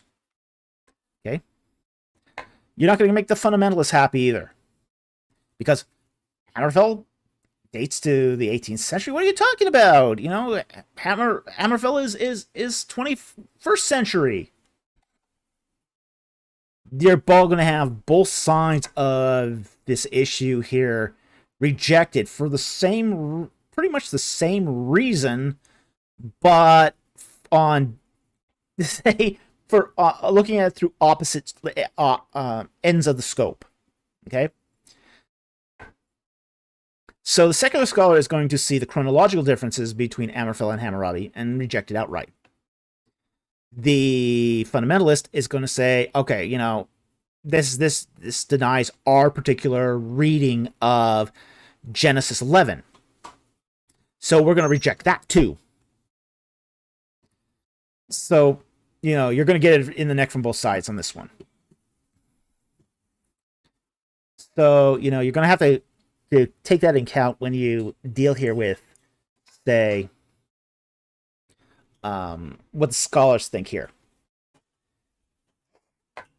Now, we also have to recognize, too, that for a very long time, this connection was essentially accepted. We do find that it was accepted by D.L. Driver, you know, one of the writers of, say, the Brown Driver Briggs lexicon, which was the preeminent Hebrew lexicon for generations, essentially until the publication of Halot. So this did have some pretty important scholarly support in its time. But sort of as the field of scholarship diverged from, say, biblical archaeology, that the two sides of, say, biblical maximalism and, say, critical scholarship became more estranged. And again, we have that advocacy role here being used as an attempt to disprove or debunk the Bible. So, I think that answers your second question. Now, your first question. Did Hammurabi ever do a military campaign into the Levant during the 18th century? Well, Syria is in the Levant. Okay? So, yes, we know he entered the Levant. Did he make it all the way down to Gaza is the question. And, of course, Sodom and Gomorrah. That remains an open question. We don't have a lot of texts from Hammurabi's reign to prove this one way or the other. We do have some letters, and we do have a third-party chronicle. But overall, we can't be sure whether or not he made it that far south in the Levant. But he did make it to the Levant. That's not a controversial statement. So we know he did that. And that's because he made it to Mari, essentially. So, you know, this then becomes just a matter of degree. We also know that for a time he was allied with Elam as he, you know, sacked some of these countries. So, you know, that also fits with the narrative also. But again, that's going to be, again, did he make it all the way down to Gaza? Did he make it all the way down to Sodom and Gomorrah? That's the critical question here. It's not whether or not he made it into the Levant. He did. So anyway, I hope that answers your question. Thank you very much for the super chat. Very much appreciated.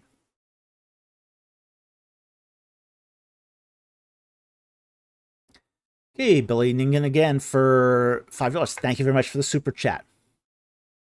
Conservative Christians argue church in Matthew 16:18 refers to public space to encourage Christians to be involved in politics. Is this too far? Yes. Yes, it is too far. Okay? Now, here's the thing. Church doesn't encourage that. But what does is the idea that Christ's kingdom invades the entire world. Basically, kingdom theology of Christ. There is a idea within the New Testament that every portion of the world, entertainment, society, culture, ethics, and even politics will have to at some point bend the knee to Christ as Lord. Okay. Now, we are not commanded to force that. And that's the difference. We're commanded to live that. So it's our example that's the light, salt, and light to the world. So, is there anything preventing a Christian from getting into politics? No. Absolutely not. Christians are free to enter politics. Not as a matter of church, but as a matter of Christ's ever-advancing kingdom. And the fact is that it's part of your, potentially, depending on which country you live in, part of your civic duty. Give to Caesar what is Caesar's. And part of giving to Caesar what is Caesar's is your service to your nation. Whether that service is military or political, or voting, or keeping the laws, paying your taxes, all that's giving to Caesar what's Caesar's. So, that's sort of my opinion on this, is that I would push back against Christian nationalism. I would push back in trying to, the whole idea of, forcing religious law onto modern society. I would push back against, say, forced conversions or giving special advantages to, say, Christians alone. So I think there's more than enough ample space here for pushback, and I think there's an idea here that it goes too far. But there's also a sense too in which people who want to serve their nation can do so with Christian ethics, with Christian morals, and advancing the cause of Christ by living by example as they do public service.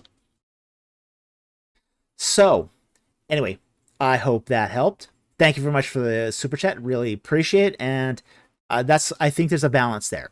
And I think ultimately any meaningful advancement of the kingdom of God, the kingdom of Christ, has to be done through being caught, not forced. So anyway, thank you very much for the super chat. Very much appreciated.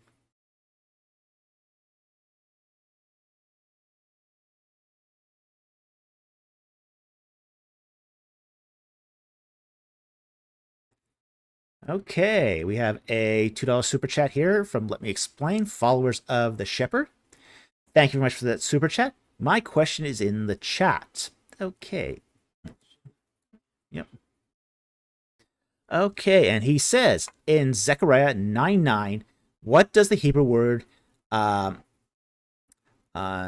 mean? And deliver or salvation, how do we know? Okay, it's an interesting question. Let's pull up that text. Bible again. Zechariah.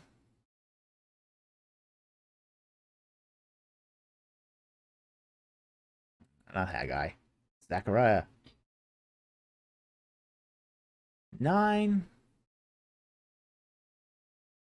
Verse 9. Okay. Now, this is from the New American Standard Version. I'm going to disagree with the New American Standard Version here in a moment. You'll see why. And the text says, rejoice greatly, O daughter of Zion. Shout in triumph, O daughter of Jerusalem. Behold, your king is coming to you. He is just and endowed with salvation. And that's that word there. Nasah,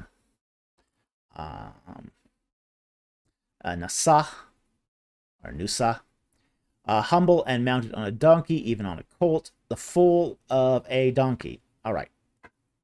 And the whole question here revolves around that meaning of, I think it's Nusa. Let me just look at the Hebrew here in just a second to make sure I'm pronouncing it right. At least trying to. Nosa. Okay, Nosa.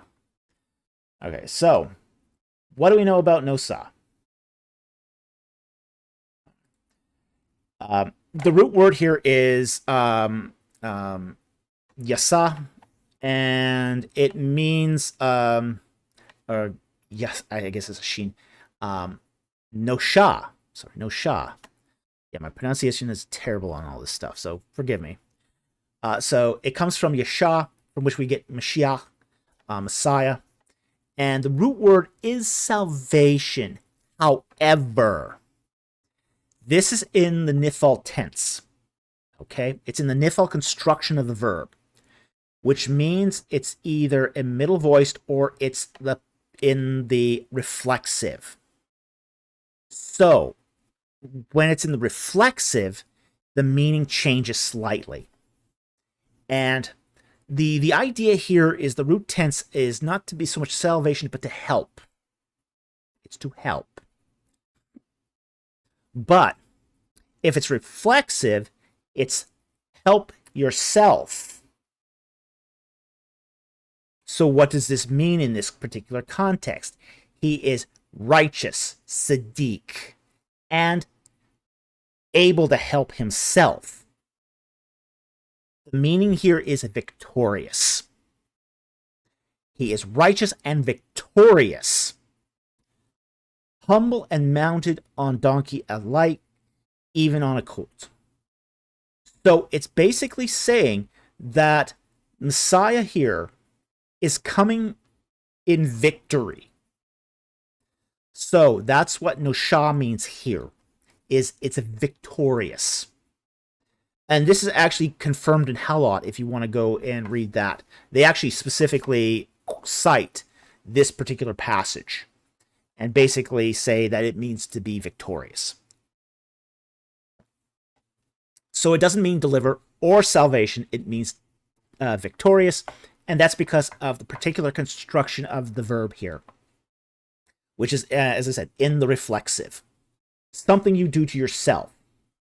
So, he's all-powerful. He can help himself. And because he can help himself, he doesn't need the help of others, and he's victorious. So that's what the sense here is conveying. So anyway, I hope that helped. Thank you very much for the super chat. Very much appreciate it, and I hope you found that interesting.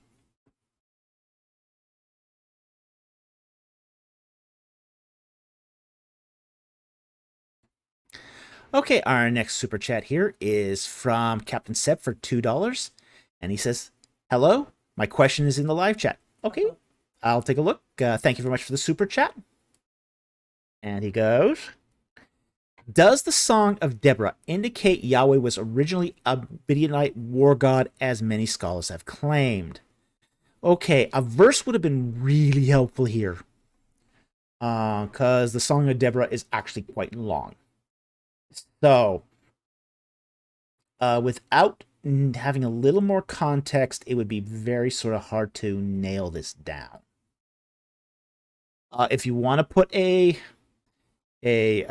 verse in here that you want me specifically to comment on, I'd probably need that to comment further. So this is one of those situations where, okay, Sierra. Okay, yeah. Let me find that quickly. I'm gonna have to do a search here.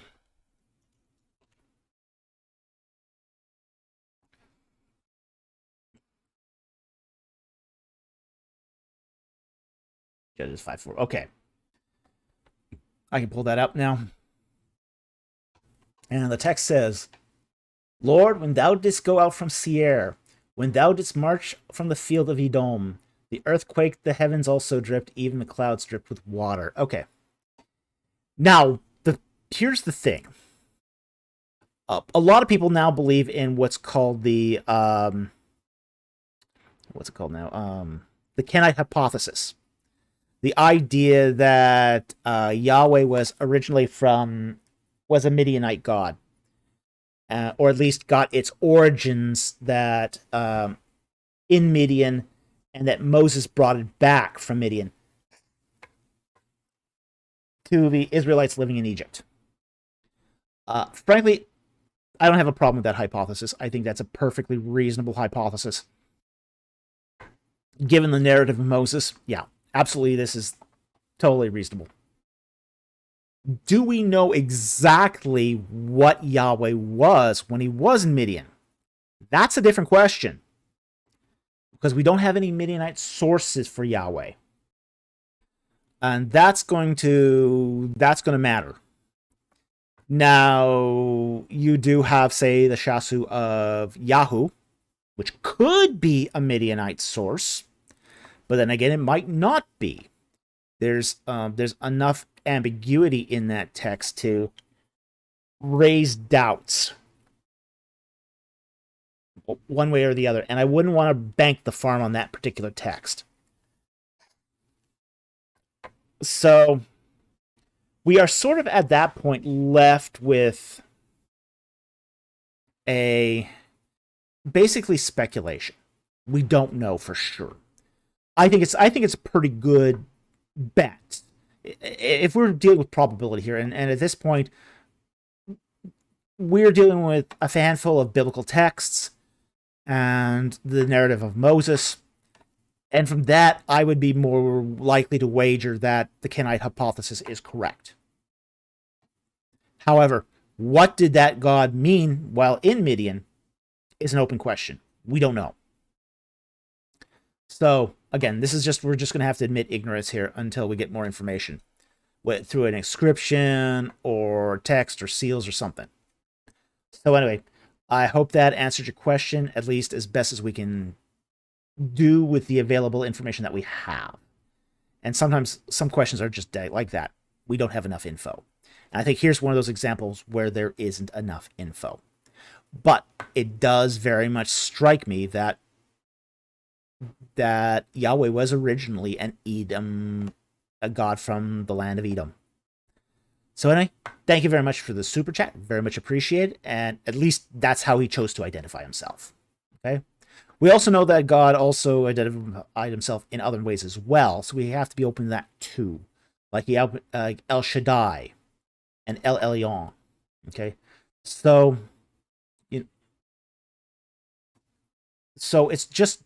it's not a Canaanite god per se. It's just one that has identified himself in certain ways. So anyway, and frankly, the Edomites weren't really Canaanites anyway. They were descendants of the Abrahamic lines. So again, not Canaanites, but Edomites nonetheless. So thank you very much for the super chat. I hope that helped, and very much appreciated.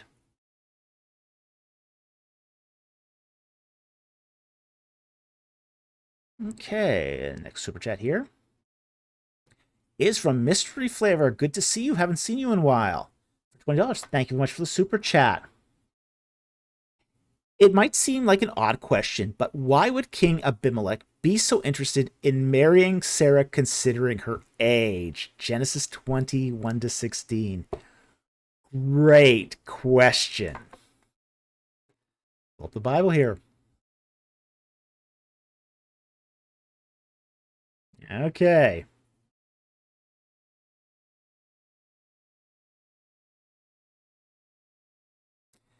Genesis 1, verses 21-16. Now, I'm not going to read the whole narrative here, but let's read part of it. Now, Abraham journeyed from there toward the land of the Negev and settled between Kadesh and Shur. Then he sojourned in Gerar. And Abraham said of Sarah his wife, "She is my sister." So Abimelech, king of Gerar, sent and took Sarah. But God came to Abimelech in a dream of the night and said, "Behold, you are a dead man because of the woman you are taken, for she is married." Now Abimelech had not come near her, and he said, "Lord, wilt thou slay a nation even though blameless? Did he not say himself to me, 'She is my sister'? And she herself said, 'He is my brother'? In the integrity of my heart and in the innocence of my hands, I have done this. Then God said to him in the dream, yes, I know that in the integrity of your heart you have done this. I also have kept you from sinning against me. Therefore, I did not let you touch her. Now, therefore, restore the man's wife, for he is a prophet, and he will pray for you, and you will live. But if you do not restore her, you know you will surely die, and all those who are yours. Okay. Now, the whole matter of her age. I think here we're dealing again with a clan situation. That there wasn't just that there's a sort of a lineage of Abraham, not just one person.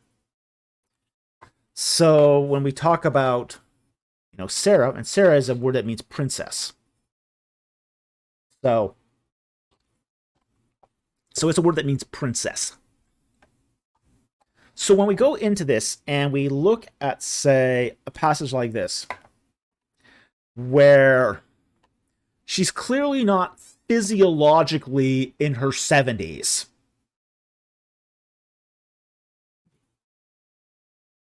Smoking hot 70s, huh? No, she's not. She's not. But we also get little hints in the text that indicate that these ages, that they're not treating these ages as ages of individuals. For example, like Abraham. If we went by the strict readings of the ages, he was conceived by Terah when Terah was 130. And yet, Abraham said, says God, who possibly has ever conceived at 100? Wait a minute. Didn't your dad do it at 130? You can tell by the writing of the text, there's more going on here than just, say, a naive reading of these ages. There's more happening here. Because if you held to that, you'd have to conclude that the text contradicts itself. So, I think what's happening here is we're seeing a line of Abraham, and essentially a matriarch of the family that's a line of Sarah. So the Sarah that's being presented to Abimelech is not in her 70s, 80s, or even 90s, but she's probably a lot younger, and a lot more attractive. Okay? So, I'm not touching that, Mr. Rich B.O.B. I'm not going to even mention that comment. Okay. Yeah. I think we'll stop the question there, because we don't want to get crass about this. So anyway, so that's what I think is going on. It's a much younger woman that's in the line of Sarah, and Abraham's in the line of Abraham, that they didn't actually live to those extreme old ages. There is the possibility that this could be a highly political marriage too. Yep. But that would still be a highly unusual move. Because if you want a treaty wife, you want a daughter. Okay? Treaty wives are exchanges of daughters, not exchanges of sisters. Sisters don't have any value in the treaty wife situation. So it wouldn't be a good political marriage. So you have to keep that in mind. It's the daughters that are traded, not the sisters. Unless he wants a political marriage with the clan of Terah. I mean, that's a possibility. Maybe that could be. But then again, Terah's dead at this point. So there's no there's no, well, the clan may not be. Yeah, the clan of Terra may be still going. In fact, it probably is still going at this point.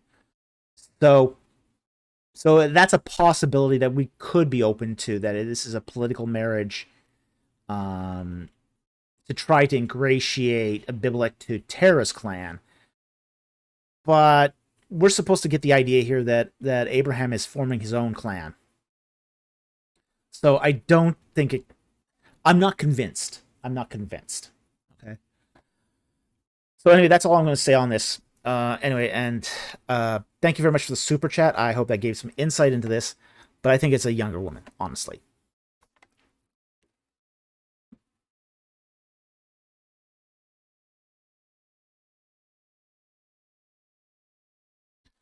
Okay, our next super chat here is from Mr. Rich B.O.B. for $5. Thank you very much for the super chat. Was Shu material? Were Geb not thought to be human-shaped? Is it all just iconography and had no discernible shape? What about other gods? Okay. Yes, they thought they had human-like bodies. No question. Okay? Especially in the case of Nut. Now, when Egyptians looked up in the sky at night and they saw the Milky Way, they said to themselves, that's the body of the goddess Nut. And their minds would fill in the nude woman of the goddess Nut. And you can see this painting on a lot of tombs. So that's very normal. So they did think that these gods had a material body. But they also thought they had a natural substance too. So they basically thought that Geb was a man. But he was also the earth.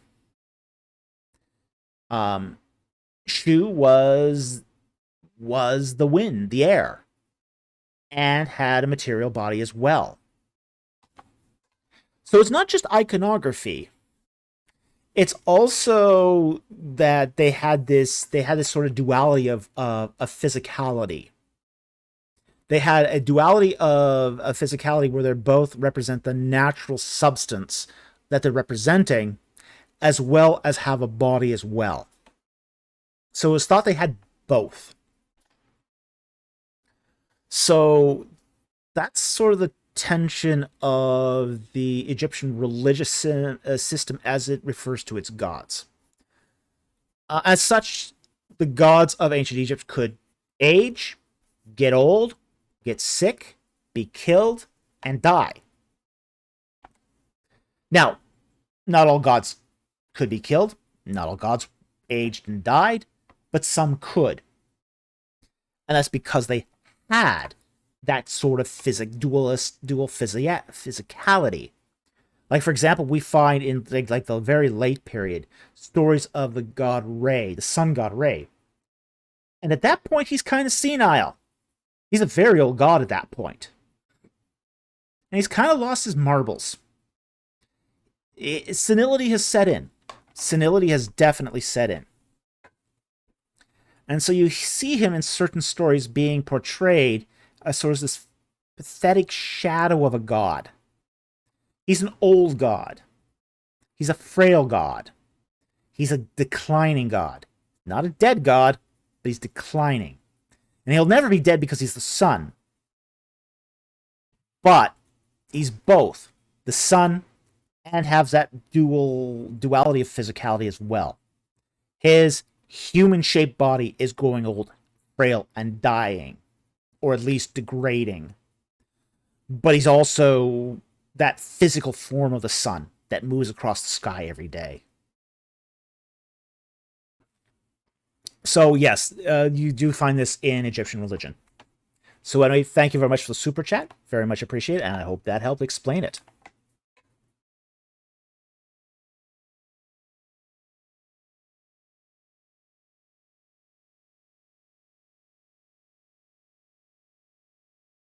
Hmm?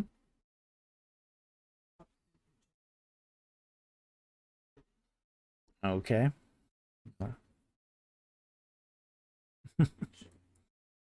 We'll see. Okay.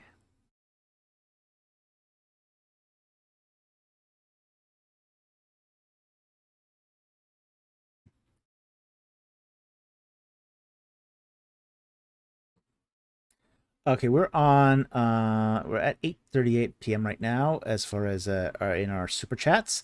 We just got one from here from JP for $2. Thank you very much for the super chat. Any words to share about Black Hebrew Israelites? Ooh. Ooh. This is a big topic. Okay, this is a big topic. And one that's kind of hard to sort of broach in a 3-minute super chat. The idea about Black Hebrew Israelites is they believe that the people who are African Americans today are the original tribes of Israel, that they're the original Israelites, and that modern Jews are imposters that have sort of co opted Israel. But it gets a little stranger than all this. Many of them will say that the nation of Israel, the land of Israel, is actually in Africa. So they were essentially enslaved in Israel, Africa, or Africa's Israel, and then shipped to North America. And that they will basically inherit all the promises that were given to Abraham, including domination. And basically, there's a triumphalist eschatology that basically all other races will serve them. Okay. Now, yeah, Danny, not all Africans, mind you, specifically African Americans. Yes, it's specifically African Americans. This is an African American religion. This is not an African religion. You don't find this religion in Africa. And they will often refer to like maps from the 19th century. You know, like there's a little place in Namibia called Jerusalem. Okay. Let's see. You see? The original Jerusalem was in Africa. It was in Namibia. Of course, you can find all sorts of biblical names all over the globe. Okay? Because that's what we did when we left the old world, was we named places after places that we were familiar with. You know, like there's multiple Bethesdas. You know, you'll find I think there's even a Jerusalem, New York. You know, it's just you find this everywhere. You know, because people believed in the Bible and they named their new towns after specific places, and they reused those names. Yeah, Athens is in Georgia. Yeah, exactly. Says 1000 Clever Boy. Well, I mean, the whole idea of reusing names is so common it's not even funny. You know, how many Springfields are there in the US? I think there's one per state. You know, you'll find a Springfield in practically every state of the United States. Yeah, there's a Memphis and Luxor in the States. Oh, yeah. You know, this is just something that we kept doing. You know, biblical towns are no different. People moved and they named their towns after biblical cities. You know, there's Bethels, a whole bunch of Bethels out there too.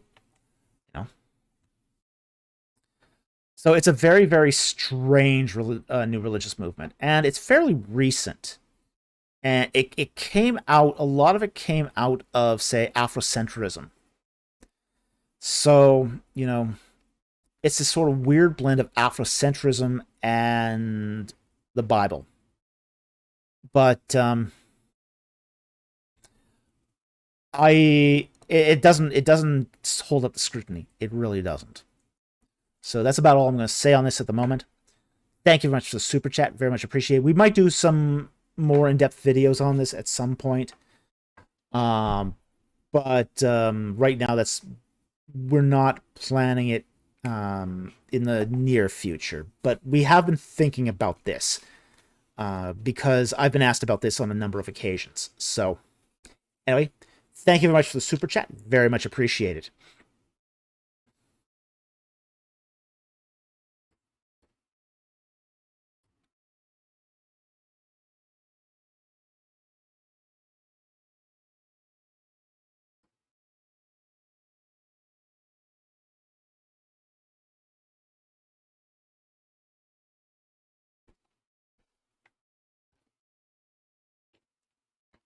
I'm going to take this bonbon question because I think it's a good one. Why don't Christians believe in oral Torah? That's very, very simple. Because Christians don't believe in the Talmud. Here's the problem with the Talmud. The Talmud is the writing of oral Torah. You have the Mishnah, you got the Seder Olam, you got a lot of books within the Talmud.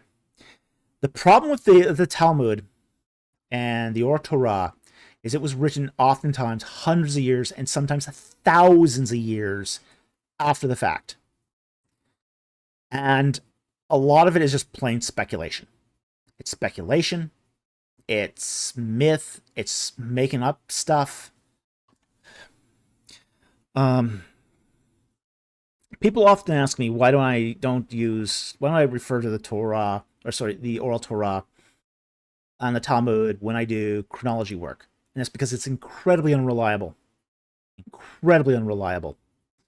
You got contradictory stories, you got all sorts of crazy stuff in there. So it's really, really difficult to trust something that is kind of a collection of myths, stories, and speculations. Okay? And there's no compulsion for Christians to hold up speculation. So that's why we generally do not believe in, as Christians, in the oral Torah.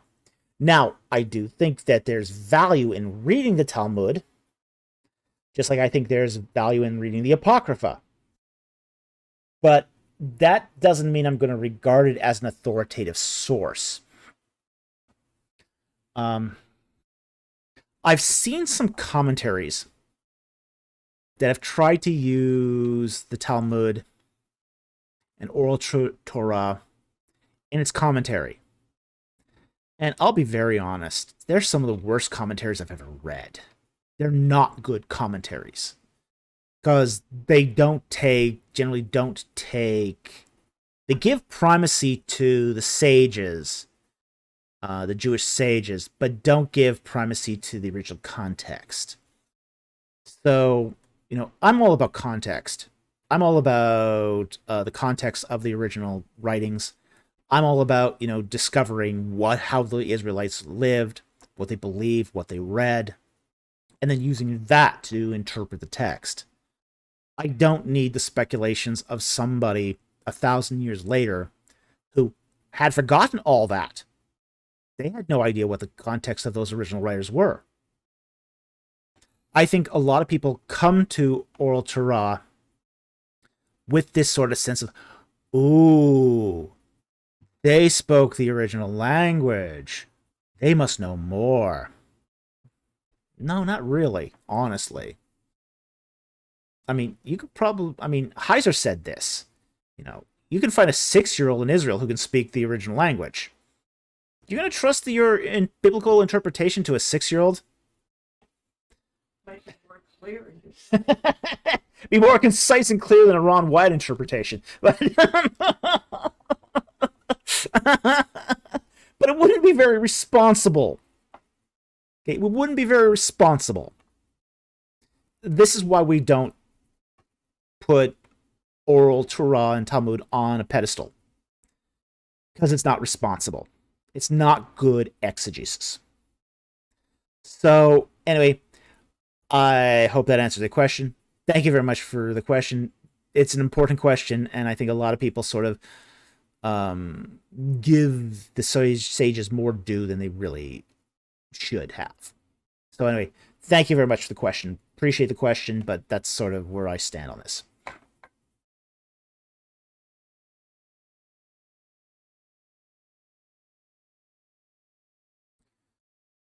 Okay.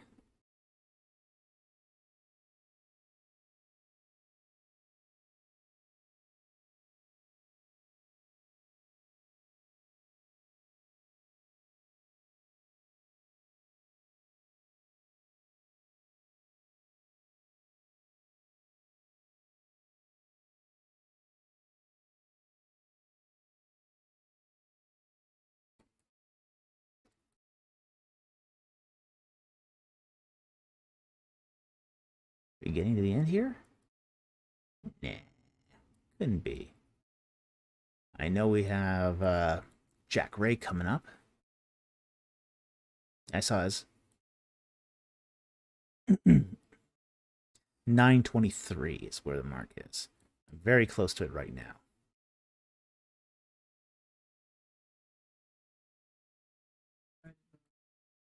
There we go. Found it. Okay. And Jack Ray's Ancient Egypt of the Bible. Please check your email for a donation. Let's see.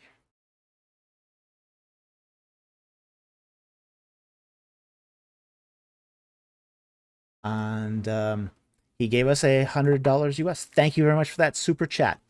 By the way, Jack, in your copious free time, please send me either a Twitter chat or contact me on Facebook. We'd like to get your address to send you a little thank you for being so generous to our channel.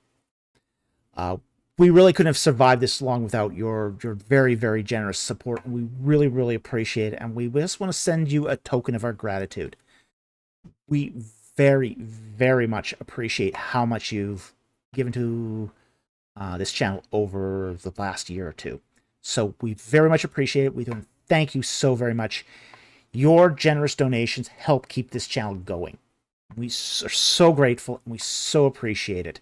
So please, we don't have a way of contacting you, but or send a email with your address to that address you used for the PayPal. So anyway, thank you very much for the super chat. We really, really appreciate it. Thank you so much for your generosity. It helps keep food on our table and keeps this work going. Okay, you're on the Discord server too, so send me a DM. That'll work just fine. Okay, the next super chat here is from Polycarp Salavarieta for $4.99. Thank you very much for the super chat. And he says, from a biblical perspective, why did God allow the development of other religions, and why hasn't he intervened in recent times? Okay, two questions.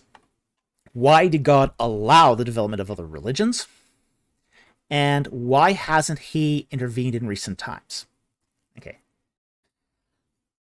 There's two. The first, I'll take the first question is, why did he allow the development of other religions? I think he allowed it to show the darkness. If you have a counterfeit, it implies a genuine. Like, for example, if you have a counterfeit dollar bill, that implies that there's a real dollar bill out there. You know, you might have a roll of counterfeit dollars in your pocket, but you know, somewhere out there in the big universe that there's a real dollar bill out there. At least until the monetary system collapses, and then we're all host. Okay, but the establishment of a counterfeit implies a genuine. In the same way, the establishment of a counterfeit religion alludes to a genuine. So you do have this idea in, say, New Testament Revelation that all those that came before Christ were robbers and thieves, that they were stealing from the flock, and that the whole idea that God allowed the development of these other religions to show, hey, there is religion. There's going to be all these counterfeit religions, but there's going to be a true one also. So that's why I think he allowed it. Now, why hasn't he intervened in recent times? It comes down to the sower and the seed. The parable of the wheat and the tares. Sorry, it's the parable of the wheat and tares. Okay. Now, in the parable of the wheat and the tares, the good farmer goes out and he plants his wheat, and his enemy comes by night, and sows tares among the wheat. Okay? Now, a tare is basically a worthless plant. It's a weed. It's a weed that grows alongside the wheat. And it has an empty head. You can't eat a tare. But you also can't tell them apart. They're not easy to tell apart from the wheat. They're both grasses, essentially. They're both types of grass. So the tare will grow up. Now, tares can choke out wheat. And wheat is a kind of a sensitive grass. So this presents the farmer with a problem. Do you pull out the tares? Trying to maximize how much wheat survives. And the farmer makes the decision in the parable. No, we leave the tares with the wheat and let them grow alongside. And we'll figure it out at the harvest. We'll figure it out at the harvest. So what happens is, the parable says the angels will sort it all out. Essentially, the angels will collect the tares and burn them because we don't want to risk pulling up the wheat. So the idea of why he hasn't intervened is because he doesn't want to affect the wheat, those who would come to Christ by growing up alongside the tares, essentially. So that's why the risk, the danger to the true religion is greater than allowing the other religions to prosper, essentially. So that's it from a biblical perspective of why God allowed the development and of other religions and allowed them to persist. Is because the risk of damaging the cause of Christ is too great to pull them up at this point in time. So anyway, I hope that answers your question. Thank you much for the super chat. Very, very much appreciated.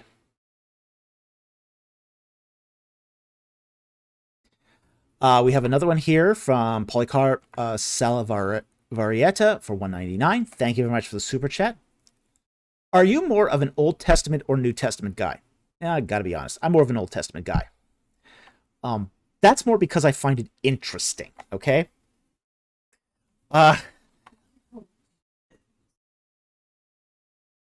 Okay. I didn't mean to imply that Jesus wasn't interesting, okay? Salvation. I'm not even implying that salvation isn't interesting, okay? I don't want... Evangelical Christians. We are Bible-believing Christians, okay?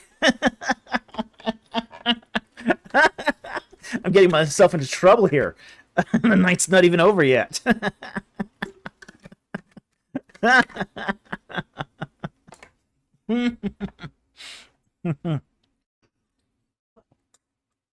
But I have to admit, when I study the Bible, I'm much more interested in the Old Testament, honestly. There's a reason why. The reason why I'm so interested in the Old Testament is because less work's been done on it. Yeah, it's been around longer, but it also hasn't had the same attention in sort of the Christian sphere that, say, the New Testament's had. I mean, in Christianity, we have to admit, the New Testament dominates. It dominates. It dominates our churches. It dominates our seminaries. It dominates our Christian academic worlds. Because of that, a lot of work's been done on the New Testament. However, at the same time, too, the cultural context of the New Testament covers about 100 years. The language is really pretty narrow. It's Koine Greek. In New Testament studies, the frontier of the research is more or less debating over grammar in terms of phrase. Basically exegesis. Now, in the case of Old Testament, there's so much we don't know. There's a lot we don't know about the context. there's a lot we don't know about the languages, even Hebrew.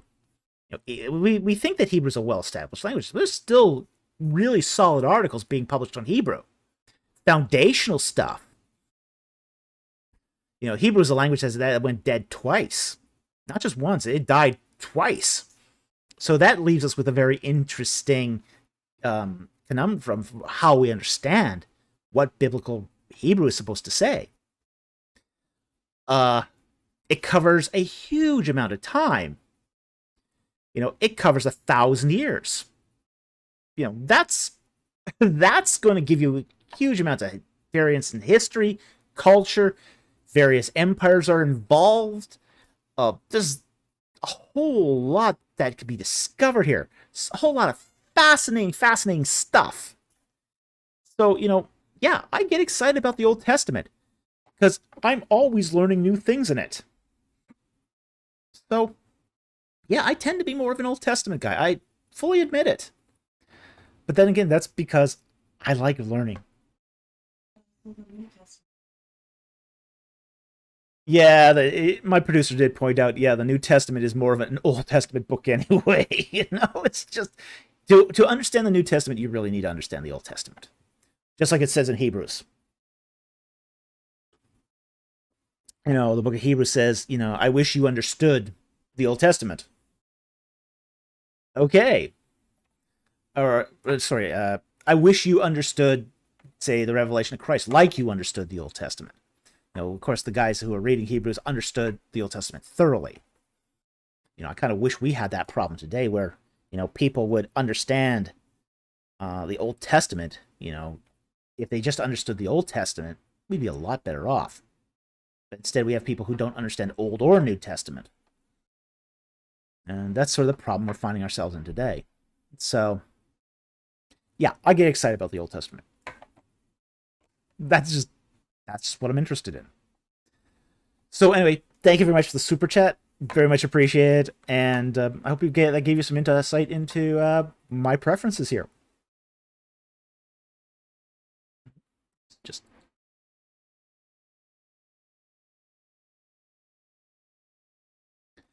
Okay, Polycarp Salavarieta for $1.99. Thank you very much for the super chat. Very much appreciated.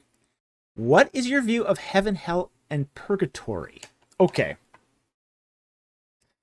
I'm going to give you a wait till Monday on this one. Part of it, okay? I'll explain part of it. But I have done a full video on hell. I have... I do not believe in purgatory. I believe purgatory is goes against the finished work of Jesus Christ. Jesus Christ paid the entire cost of sin. There is no having to pay your own way out of purgatory.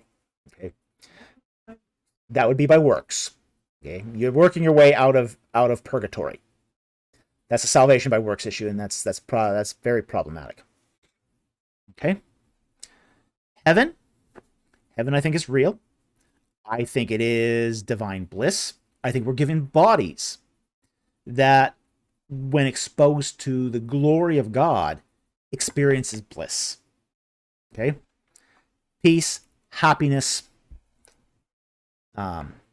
newness of life, and life eternal. I believe heaven is a place of eternal life. Okay, and life abundantly. And I think there's going to be a lot of people in heaven that we don't expect to be there. So I don't think it's necessarily super exclusive. Okay, I'm not a universalist by any stretch of the imagination, by the way, because I think there's a real hell. Now, to get my views on hell, I will tune in Monday. Because on Monday, we are doing a Mr. EC show. Okay, the topic of Mr. EC show is 7 views of hell. So you'll want to tune into Monday's video for the answer to this question. Okay, at least on the hell portion, and then you'll get my view of hell. Okay, so I wouldn't want to give away spoilers. Yes, Mr. EC says tune in Monday. could be.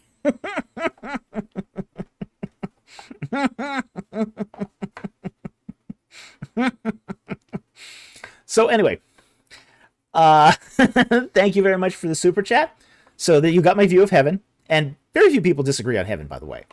I mean, most people will say, I mean, probably the most contentious thing about heaven is some people do think it's not eternal, but they're in the real minority. Most people who believe in heaven think it's eternal, think it's bliss. Nobody disagrees about heaven. It's the other two that there's wider disagreement on. And views on hell are kind of all over the map. So we're going to talk about the 7 views of hell. And we'll do that on Monday's Mr. EC show. So thank you very much for the super chat. Very much appreciate it.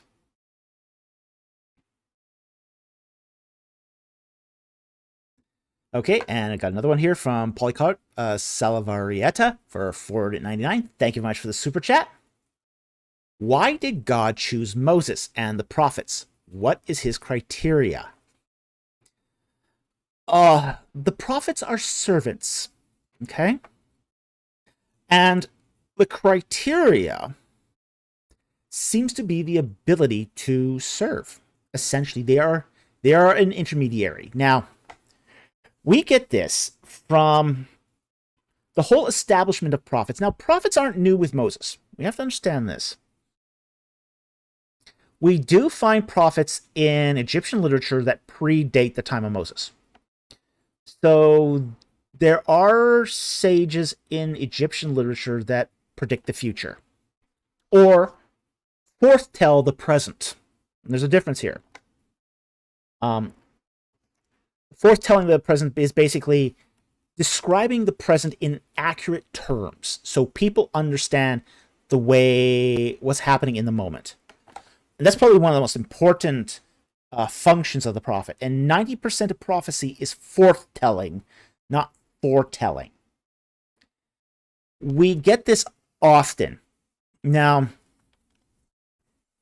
Noam Chomsky once said that 99% of people don't know what's going on and don't know that they don't know what's going on. Okay? This is true of people of all ages.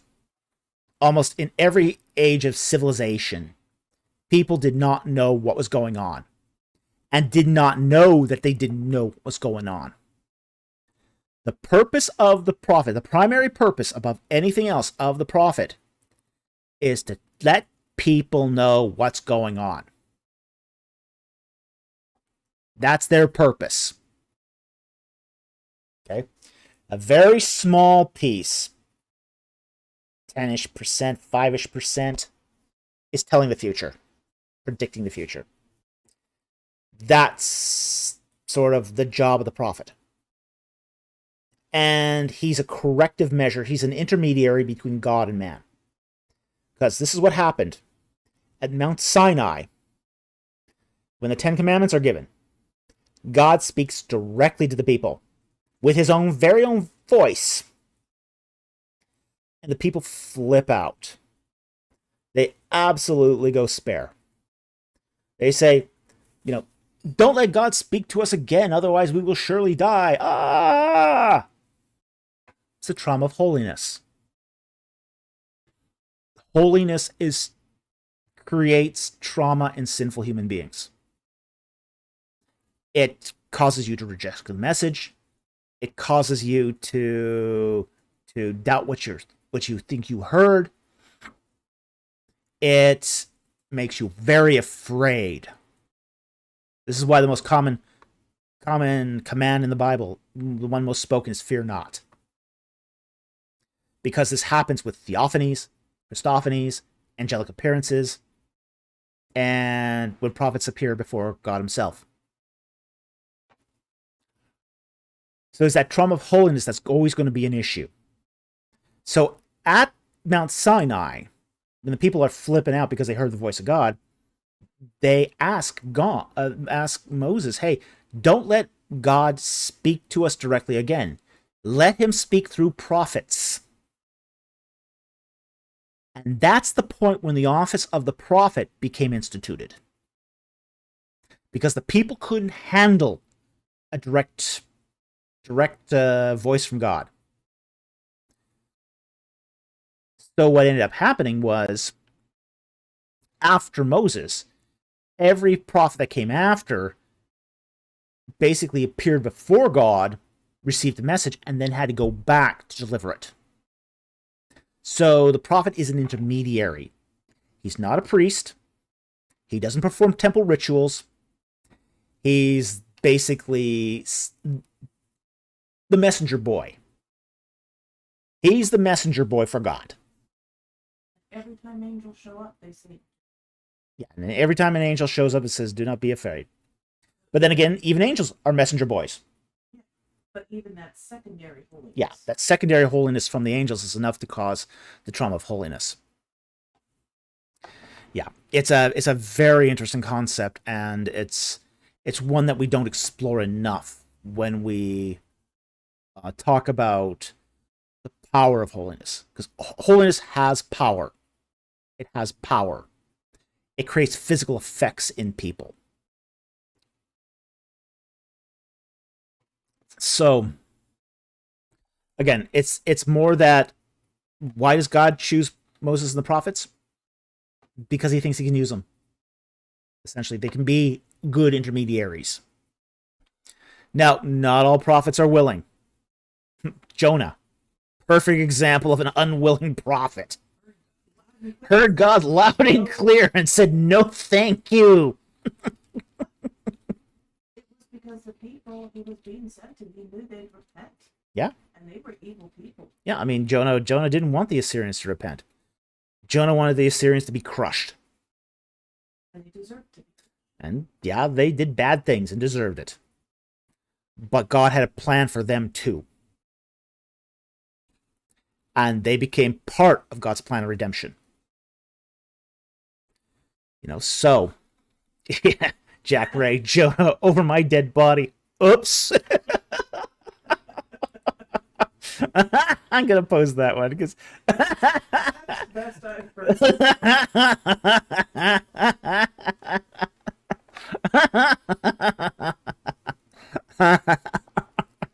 That is hysterically funny. Yeah, that's pretty much it, though. Jonah over my dead body. Yeah, I'd rather be thrown overboard than go to Nineveh. Oh, we can arrange that. But also, there's other prophets not willing. The one who wanted to sell his talents, the donkey. Yeah, Balaam. Yeah. Yeah, Balaam's another unwilling prophet. Yeah. Yeah, he wanted to sell out. Yeah, he wanted to sell out and do it for cash. Yeah. So, you get lots of unwilling prophets, and prophets that are doing it for less than noble means. It's not a matter of moral character here.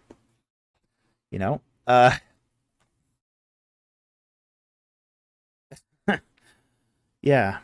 Well, so, it's interesting to see the prophet, because they're fallible people just like the rest of us.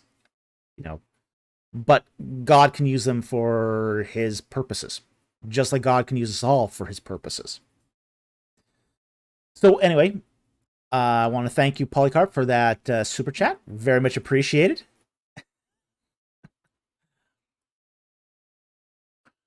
Let's go on to the next one here. Let's see, find the old one.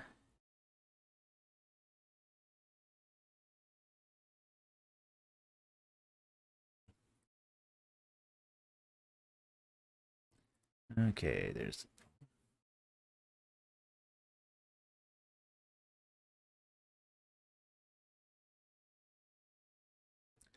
Mr. Rich B.O.B. for $5. Thank you very much for the super chat.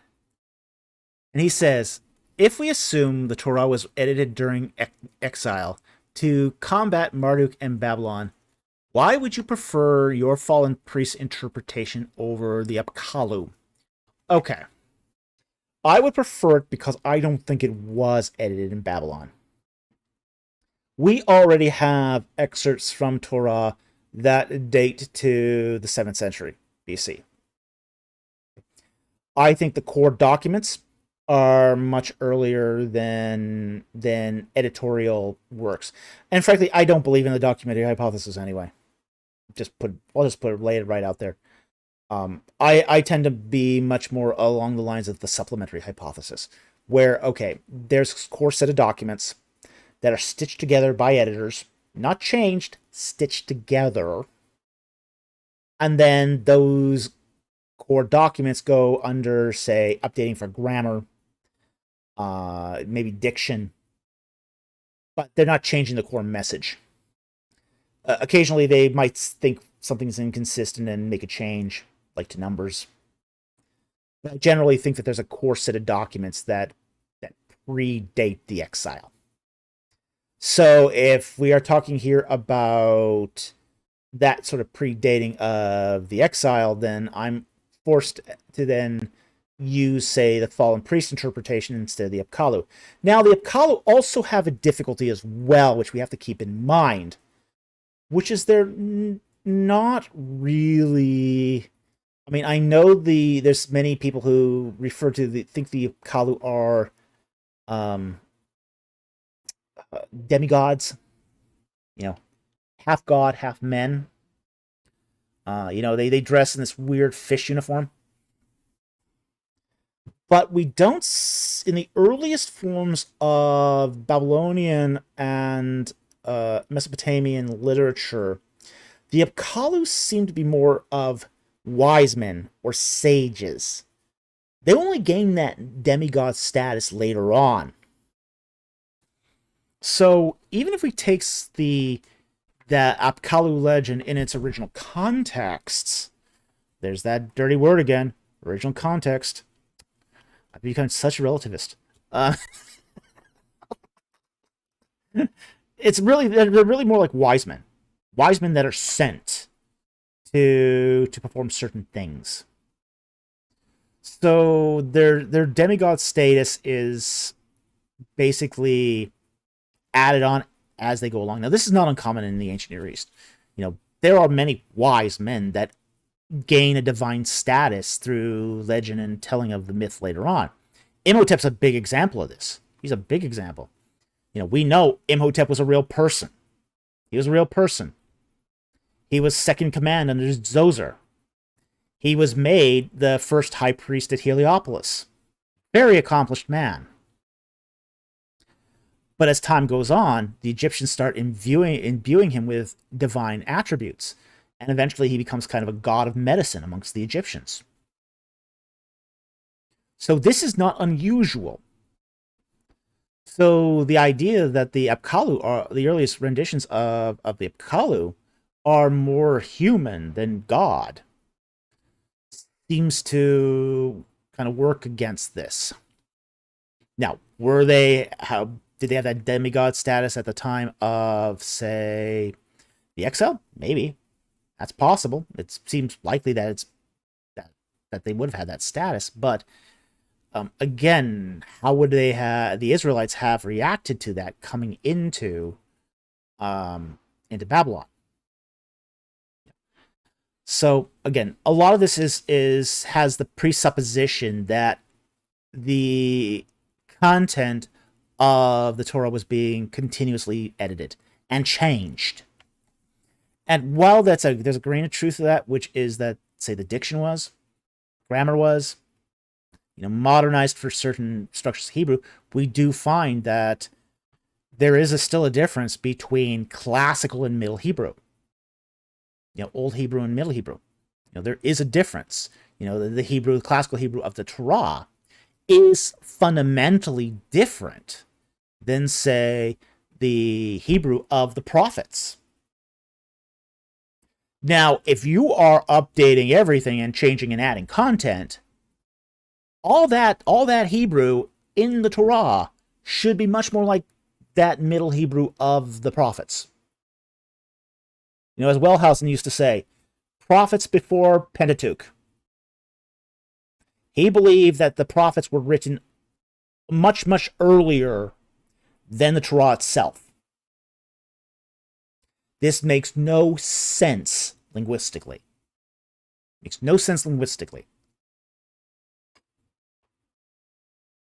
So I think there's some real challenges with that, and which is why I hold to it as the supplementary supplementary hypothesis, not to the documentary hypothesis. So I'm more in line with my European counterparts here than I am with North American counterparts. So I think that's reason enough to be suspicious of that this was injected into the text because of the apkalu. So anyway, I hope that answers your question. Thank you very much for the super chat. Very, very much appreciate it.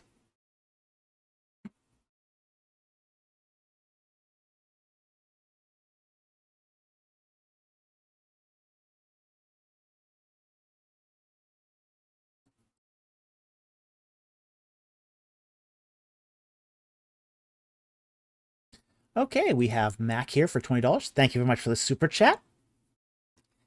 And he says, I will be leading a class in church I am calling Rabbit Trails Through John, exploring the different theological and apologetic as we go through John exegetically. What is your resource or commentary on John?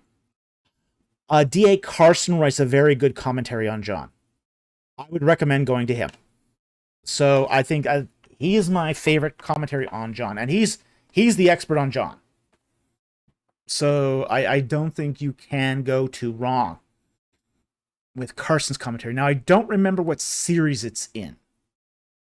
I think it's in NICNIT, the New International Commentary on the New Testament. That's what I think it's in. But don't quote me on that. But it's by D.A. Carson. So that's where I would go for commentary on John. So anyway, I hope that helps. Thank you very much for the super chat. Very, very much appreciate it. And definitely good luck on your class, and let me know how it goes. Love to hear how it works out for you.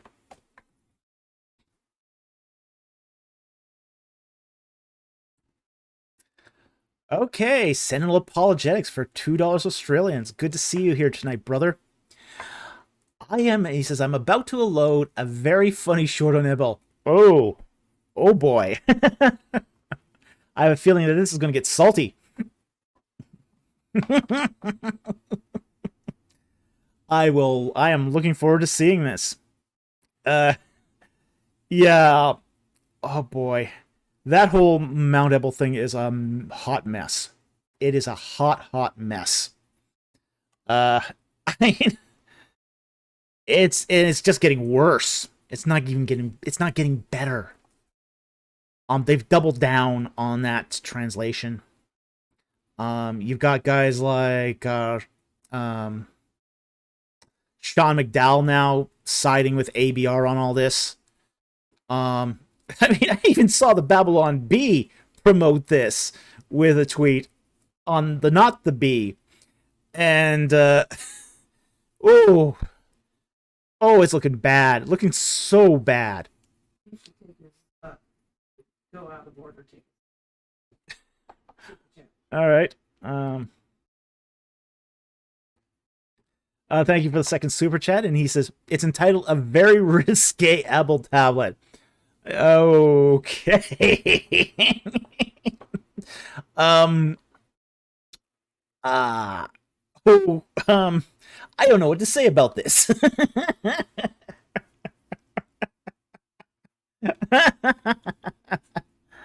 I mean, Christopher Royston has decried this. Cargill has basically spoken out on this. I mean, it's just a mess. It is a mess. There's now a petition circulating, which I can't sign because it's really anti-religious. But they're calling for a retraction of the article. I mean, it wouldn't surprise me if we see this article show up on Retraction Watch. And that would be the sort of press you don't want as a scholar. But, you know, it's getting to that extreme where, I mean, I don't think they'll pull it. But, you know, there's calls for it being retracted because the epigraphy messes with the data, essentially. And that can get you retracted. You know, Scott Stripling has always played fast and loose with the data. He's always, manipulated the data to get the results he wanted. This is not a new tactic for Stripling. But it is sort of new for him to try to do it in a peer-reviewed journal.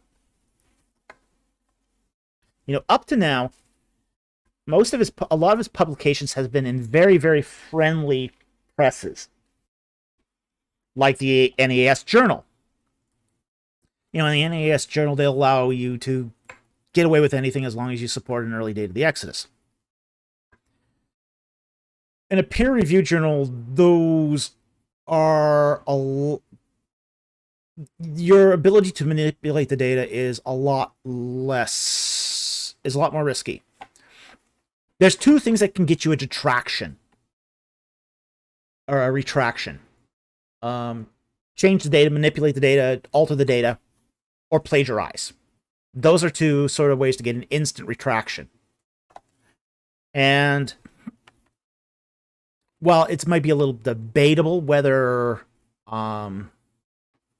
Stripling's article meets the level of manipulating the data, boy, it skirts that line awfully close. I think there's enough serious problems in that article that would cause a retraction to at least be possible. So, yeah, it's bad. It's a hot mess, and it's just sort of heating up. And Sentinel Apologetics had a third super chat here for $2, again, Australian. He says, Sean's choice reflects his deletion of your debate. Oh, very much so. Very, very much so. You can bet that Biola and ABR have a lot of overlapping donors. You can bet on that. And when the donors get upset, that's when things happen. So I think he's had to throw his lot in with ABR. 100%. Yeah, 100%. I mean, I think there's really no really even debate about that. You can see it in his bias. And you can see it with who he has on his channel. He has a lot of clowns from ABR on his channel. So I think that explains a lot. Yeah, and he's complete. And my producer says he's completely uncritical of them. So that's the key. Yeah, that's the key. That's actually the key. That he's uncritical of those ABR shills. We had given him credit that he had invited you on, and we also. Yeah. So, yeah, very much Sean's choice reflects his deletion of the debate. It definitely does. And also his pandering and uncritical support of ABR and the ABR shills also shows that. So, anyway, thank you very much for the super chat. Very, very much appreciated. Let's go back to where we left off.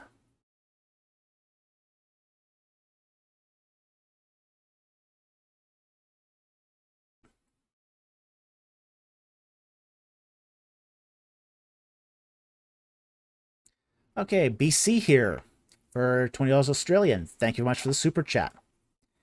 Skeptics deride prayer and faith, saying that Jesus lied, citing that he can't move literal mountains, and we don't receive anything we ask for in Jesus' name. What are your thoughts on this issue? Oh, jeez. It's not meant to be literal. It's just... Really, it's not. The underlying, first of all, the whole moving mountains thing, it was never meant to be literal. It's figurative language. So this is again that sort of fundamentalist black and white reading being superimposed over the text again.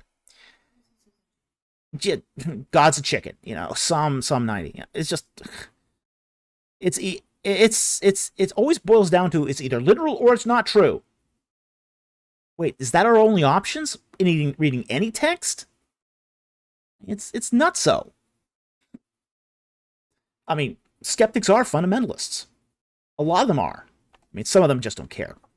I have a lot more respect for them. The ones that don't care, I actually have huge respect for. Okay, I get that. If you don't care about scripture, fine. That's perfectly okay. It's going to have consequences, but yeah, okay. If that's your how you want to live, fine. Sure, go for it. Go for it.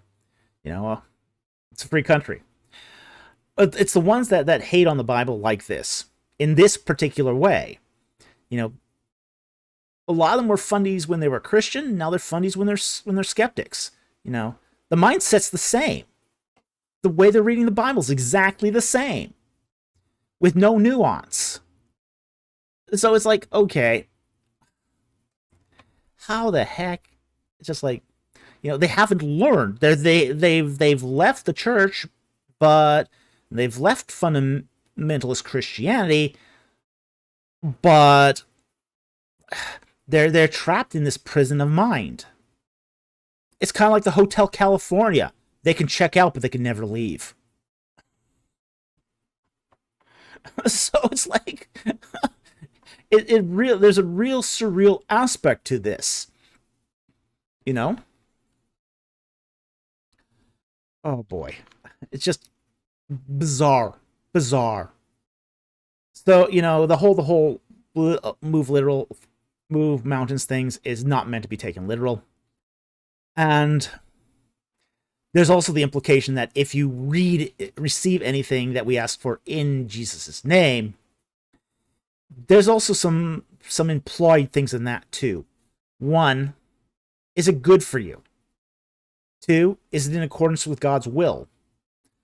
Three, does God want you to have it now? Or does God want you to have it ever? Yeah, okay, I might pray for that Mercedes Benz. I'm not going to get it. Okay. It's first of all, I'm not wealthy to afford one. Second of all, God's probably not going to just drop one in my lap. Third, we're in Vancouver, so it's pretty useless. I'd have to pay for parking and insurance, and it'd be very difficult for me to even afford, so it wouldn't be good for me. So, all those statuses might change, but anybody who wants to donate. Hey, if you want to donate a Mercedes, I'm all for it, by the way. But I'm not praying for this, because I'm not expecting it, because it would not be, it wouldn't move the gospel forward necessarily. Now, a little bit of reliable transportation would be nice on occasion. I will admit, the buses here suck. The buses here are awful.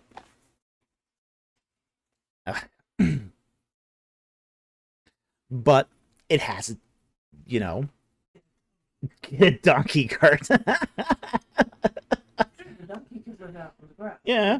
We'd have to take them in and yeah, we'd have to take the donkey in at night to protect it from the homeless people, but we don't want to go there. Oh boy. So, yeah, we've had homeless people sleep in our balcony. So that was disconcerting. It was very disconcerting. So, there's, yeah, where we live can be a little rough sometimes. It can be a little rough, we'll say that. Okay, get a cougar.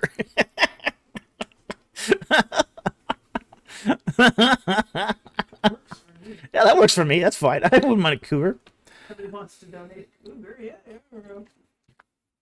There was a local here, actually.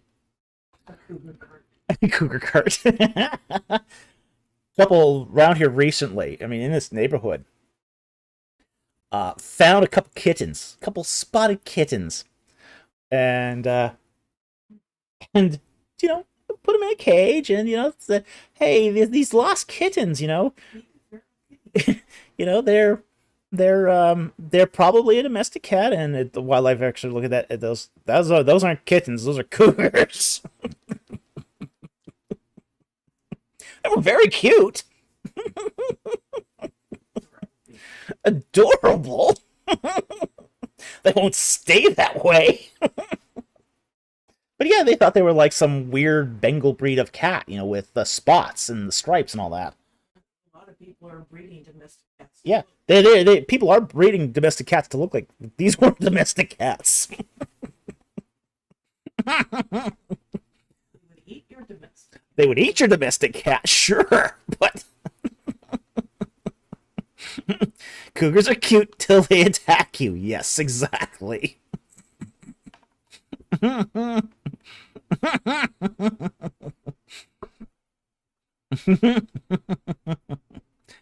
Yes, so there's a lot of reasons God says no, or wait, or not now, or yes. Sound cougars, so that's all we need. Sound foxes now have a cougar counterpart. Great. We're still trying to figure out how to do this sound foxes for merch. We would love to do sound fox merch, but we haven't figured out a good way to do it yet. So we're thinking about this one. We need some time to sort of chillax and try to figure this out. So, yeah, their arch enemy, Bane Ray. Swamp puppy. Oh boy. Unsound cougars always cutting corners. Unsound cougars always cutting corners. Lovely.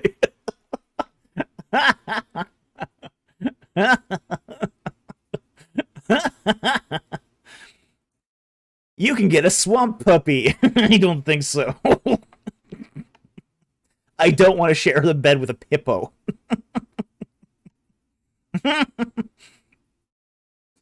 From this, we can see that the Mayan pyramids were built by the sonic screams of cougars.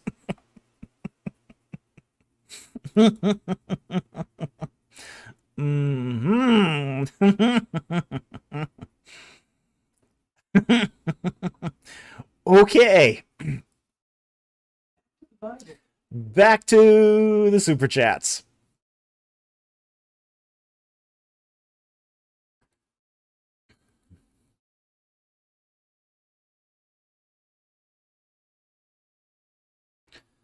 Okay, so I want to thank BC for that generous super chat and the provocative answers it got us and that cougar trail thing.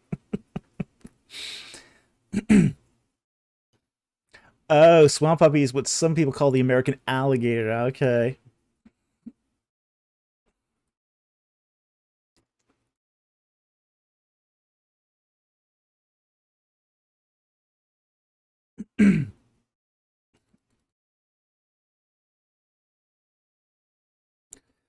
Sentinel Apologetics for $5 Australian. Thank you very much for that super chat, Rob. David, that was a beautiful answer via the wheat tare parable. Does this also apply to where Jesus stops when quoting Isaiah 61, 1-2 in Luke 4:17-21? I think you are talking about here the fig tree, if I'm not mistaken.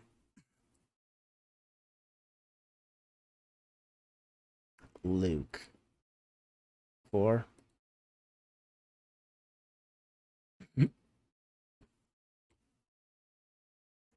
Maybe it isn't.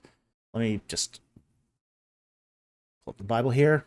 There is actually another parable that's very, very similar to the wheat and the tares, by the way, which is the seine net. The fisherman goes out, catches good fish and bad fish. Bad fish are thrown away and burnt. The good fish are hauled into the net and kept. So there's actually another parallel passage to the wheat and the tares, too. It pretty much says almost exactly the same way, but using a different image. Okay.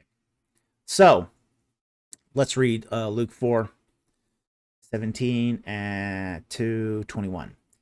And the book of the prophet Isaiah was handed to him. He opened up and found a place where it was written, The Spirit of the Lord is upon me, because he anointed me to preach the gospel to the poor. He has sent me to proclaim release to the captives, recovery of sight to the blind, to free those who are downtrodden, to proclaim the favorable year of the Lord.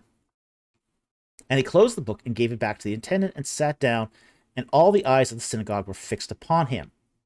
And he began to say to them, "Today this scripture has been fulfilled in your hearing." Okay, let's go to Isaiah 61, 1 and 2.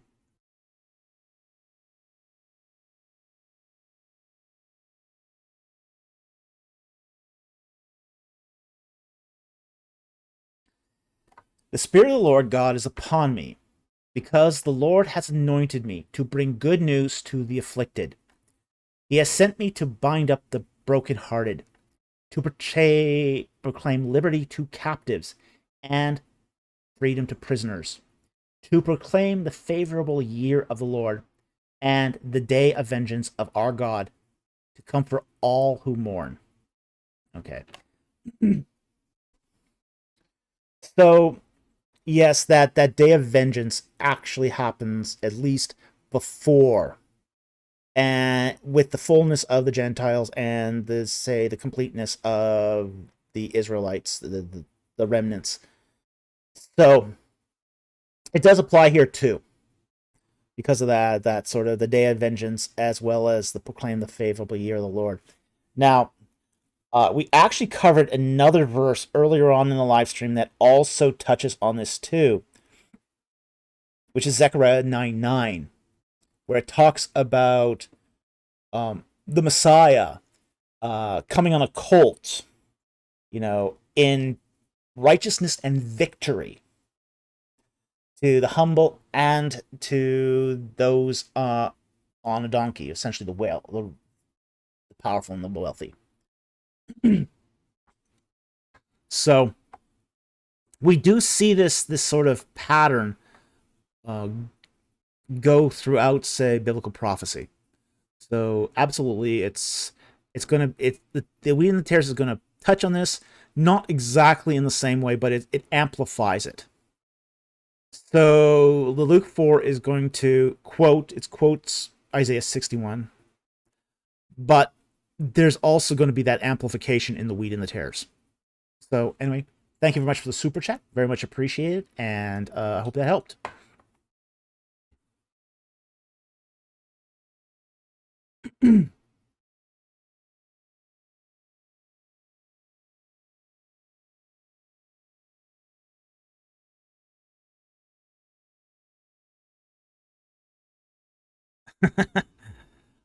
LOL Gamer 0520 for $5. Thank you very much for the super chat.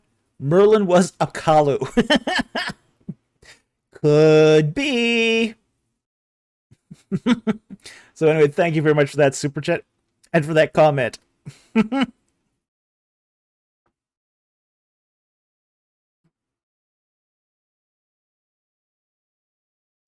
Okay, the next super chat here is from John Fabeck for $19.99. Thank you so much for the super chat. Who was the earliest known Egyptian king, and what do we know about him? All right,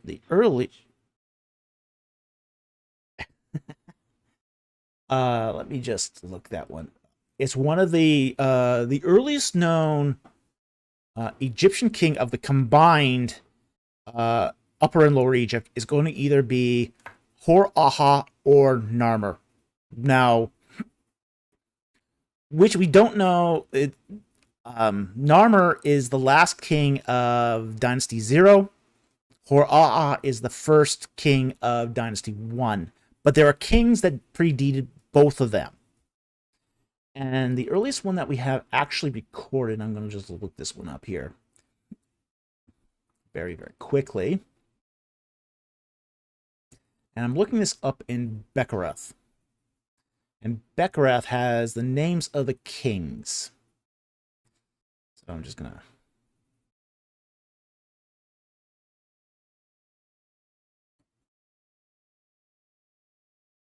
There's going to be, of course, some debate over which one came first, because these are taken from Syrinx. Now, a syrinx is kind of a square early cartouche before there was a cartouche. So before the kings of Egypt used cartouche, they used syrinx. And a syrinx is sort of shaped like a kind of the facade of a palace. The front portion of a building. So the early kings of Egypt, or Upper Egypt, used these as sort of the conventions for their names. So they would use them as a framing device for their name. Now, you're going to get people who vary greatly on who was the first. But I'm going to go with just Beckerath here because I think he can provide us with a sort of a decent answer here, which is actually not too horrible. So, now that's going to be an interesting. Okay, how do I even, let's see here.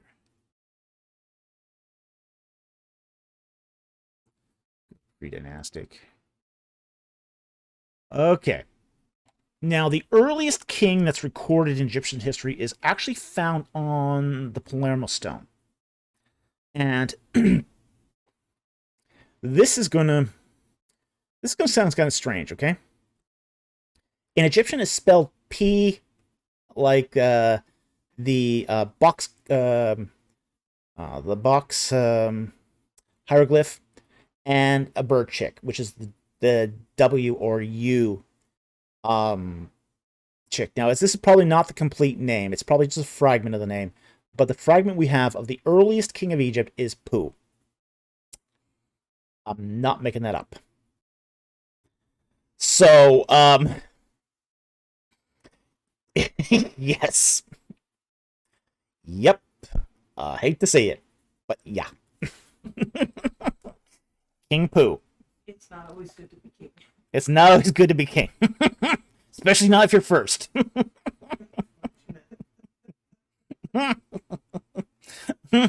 And you can find that on Beckerath, page 45.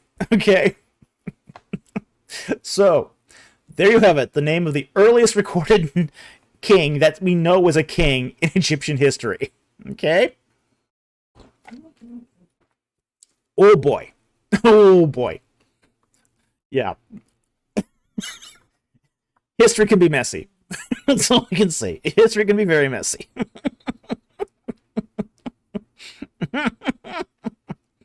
So anyway, you got your answer to the question. I hope it was worth it.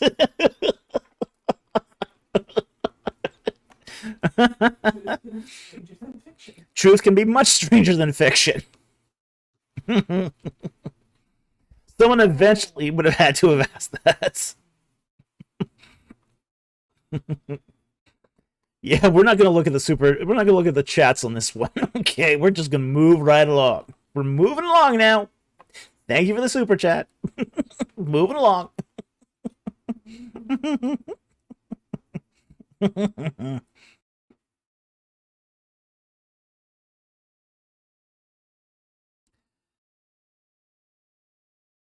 Okay, and please enter a name for $1.99. Thank you very much for that super chat. Do you recommend K.A. Kitchen's Reliability of the Old Testament? Yes, I do. I think it's getting a little long in the tooth now, but it's no, I don't have a physical copy of it. But it's a very good book. It's still good.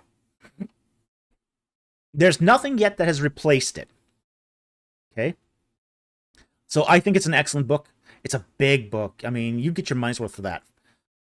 So it's a good book. It's a big book. I would highly recommend on the Reliability of the Old Testament. This is not the king you're looking for. Move along. Yep. So anyway, yes, he's a great author. He actually uses some humor in that book, so it's actually a pretty fun read too.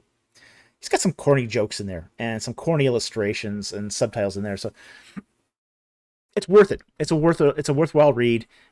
He's an excellent, top-notch scholar, and he tries to make it enjoyable to read. So, and the archaeology in there is still good, a little dated, but still good. It does need a second edition. but that probably won't happen now because he's now Kitchen is now in a retirement home. So, anyway, thank you very much for the super chat. Very much appreciated. Okay, so that's the end of the super chats. We're going to take a couple of more non-super chats, and then we're going to call it a night. Yes, I might be a bit biased on that one. I admit it. But the rest of the, pretty much the rest of the world agrees with your opinion. But well, I was his research assistant. I never had Kitchen actually as an instructor.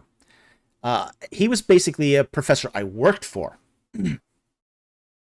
So, I worked for him for 3 years as a research assistant. So he was a mentor, absolutely a mentor, but he wasn't really my professor. He was already retired at that point. Oh, the boss. Absolutely. Oh yeah, he was totally the boss. Hence, you're an evidentialist. You have integrity. But then again, this is where I got my ideas on how to do epigraphy. I mean, he taught me epigraphy. I learned everything foundational I know about chronology from him. I mean, he taught me so much, it wasn't even funny. Yeah, he was the boss. He was definitely the boss.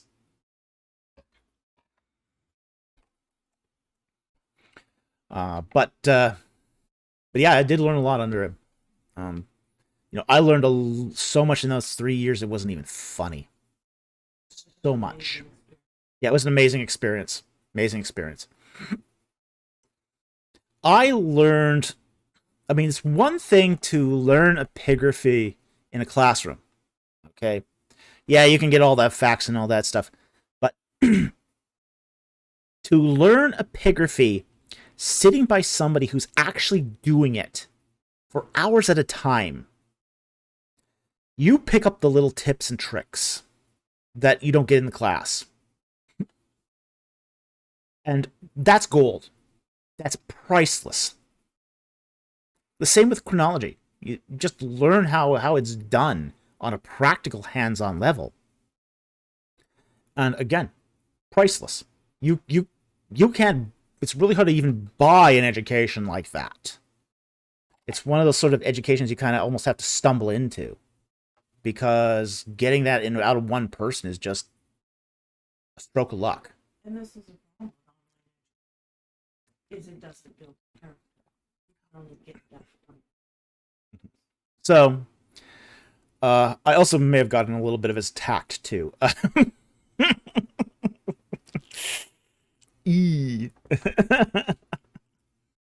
Yeah, he tends to be very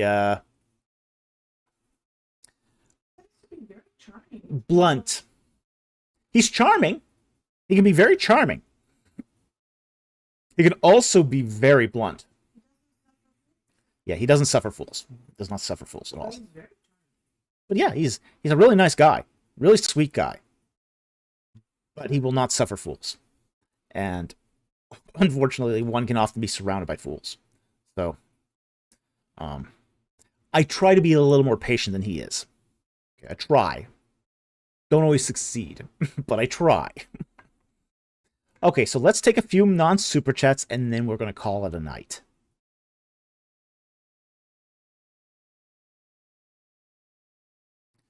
So here's when I start looking for that Q and colon. Give it.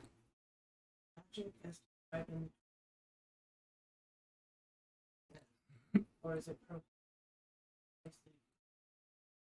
does not exist, which is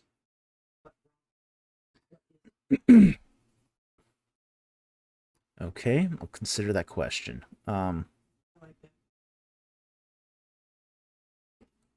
Yeah.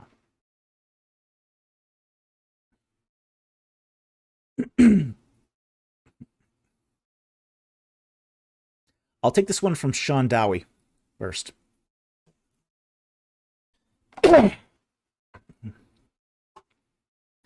How are ancient sites identified? For example, how do we know Troy is Troy or Jericho is Jericho? All right. The way it's going to be very, very different for some disciplines than others. Like, for example, in the case of Troy, we would have to expect that the city could be susceptible to a naval assault on the coast of Anatolia, which is modern Turkey, near the entrance to the Black Sea. So once you have that sort of geographic criteria, it sort of narrows things down a lot. And then you dig down into the archaeology. And if the archaeology is consistent with the narrative, if it's consistent with the geography, if it's consistent with the details that we know from the text, then a lot of archaeologists are satisfied at that point to identify the city. Now, in the case of, say, Jericho, it's in a specific location in the Judean foothills, very, very close to the Jordan River. And it's located on a tell. So we know it's an old city. We know it's an ancient city. We know it's been there for 10,000 years. Okay. And again, all this is consistent with what's known about Jericho. Middle Bronze fortification. So, and also it kept a local identification as Jericho over the years. So people always knew, I mean, Jericho was not exactly a hard to identify city. So, in those particular cases, there's an inference based upon the data, and then archaeologists at that point make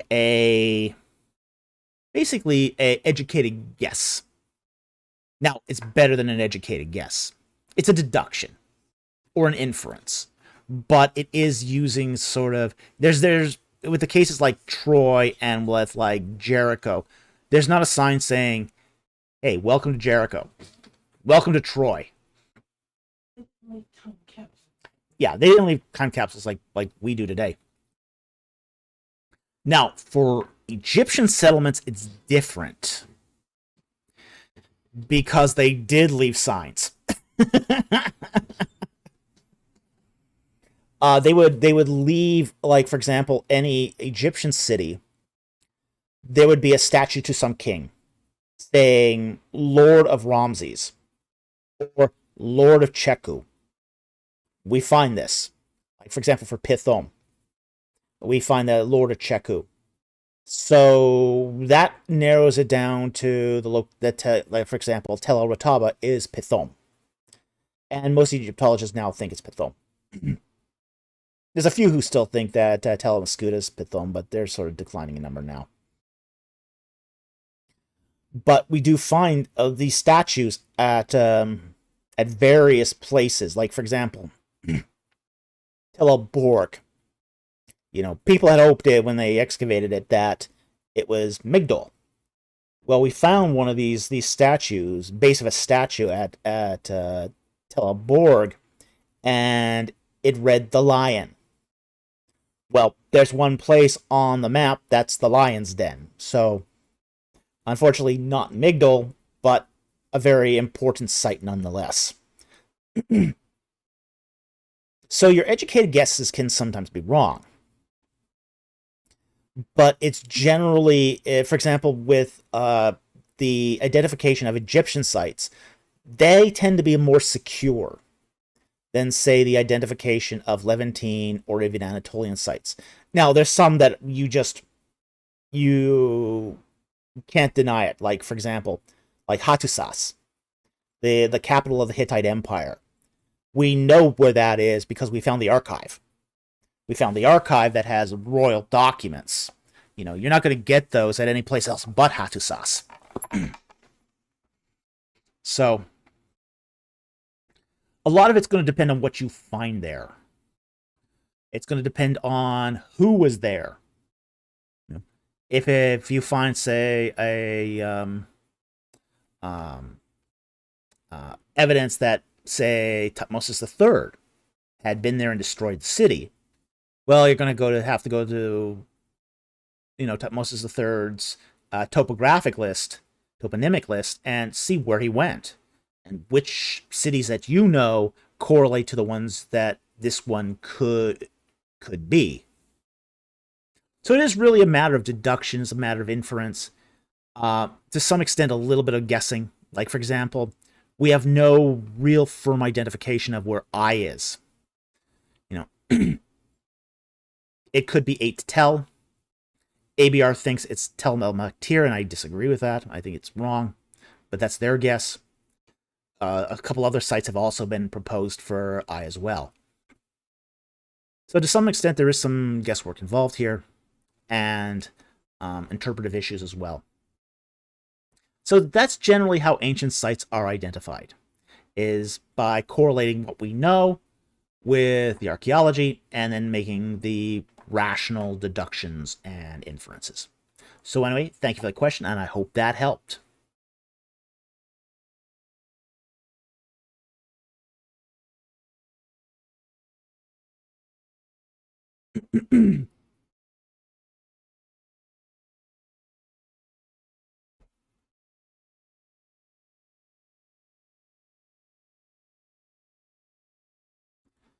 Okay, looking for 1 or 2 more super chats, and then it's a night. Because we're at 11:30 now. Up.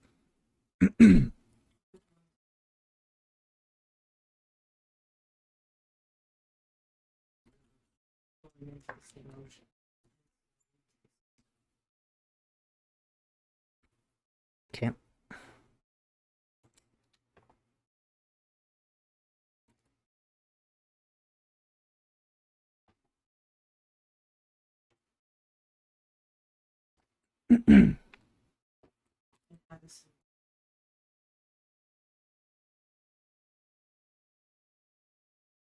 Yeah, I'm not going to touch that one.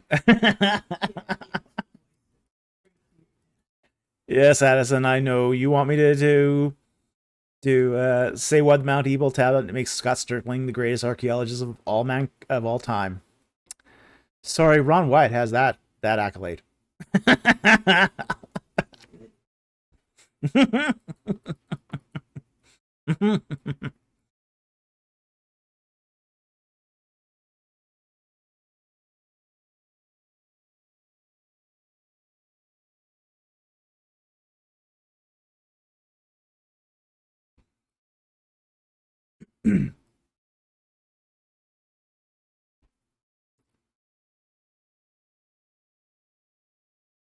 Hmm.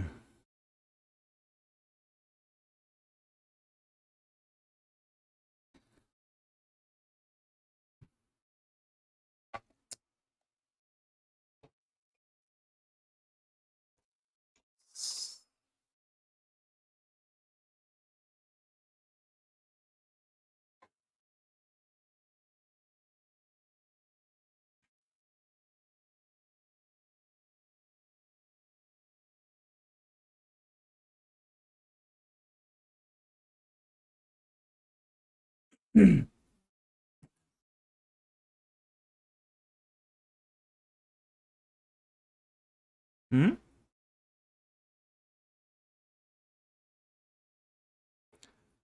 Okay.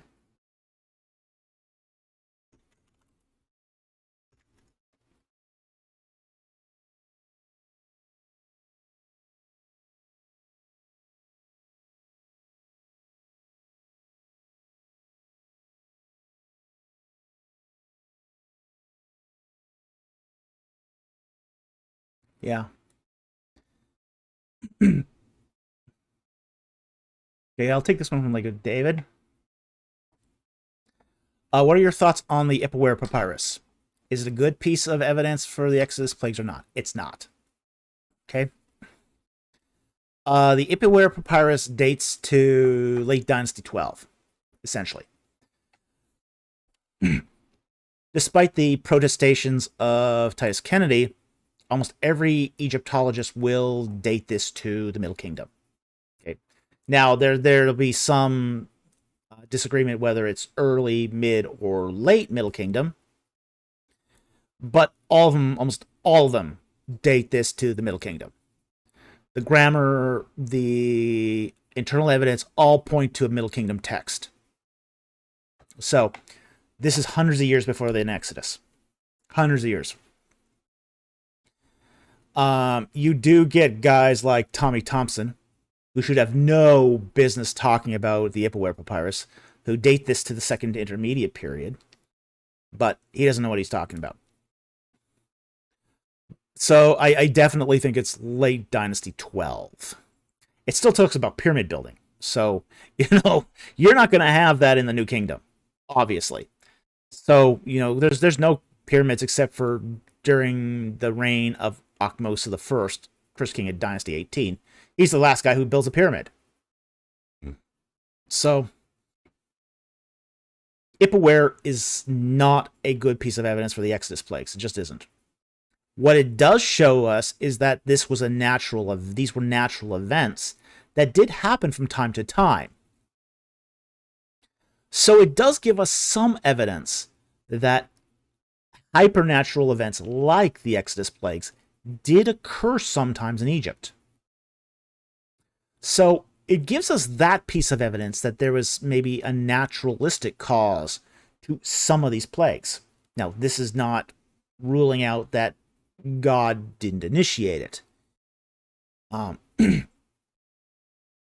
Or God did initiate it. But it is saying that Ipuwer Papyrus is not a direct recording of the very same events that occurred during the Exodus. Now, interestingly enough, the copies of Ipuwer we have are Ramesside. This is also very interesting as well. There's sort of two times. This is the Ebal Papyrus is a piece of literature that's called the prophetic texts, and you have in the 12th dynasty several of these prophetic texts being written. Ipuwer is one of them. Neferti is another, and they're really texts that are ex eventu prophecies meant to, how do I say this? Aggrandize the bureaucracy.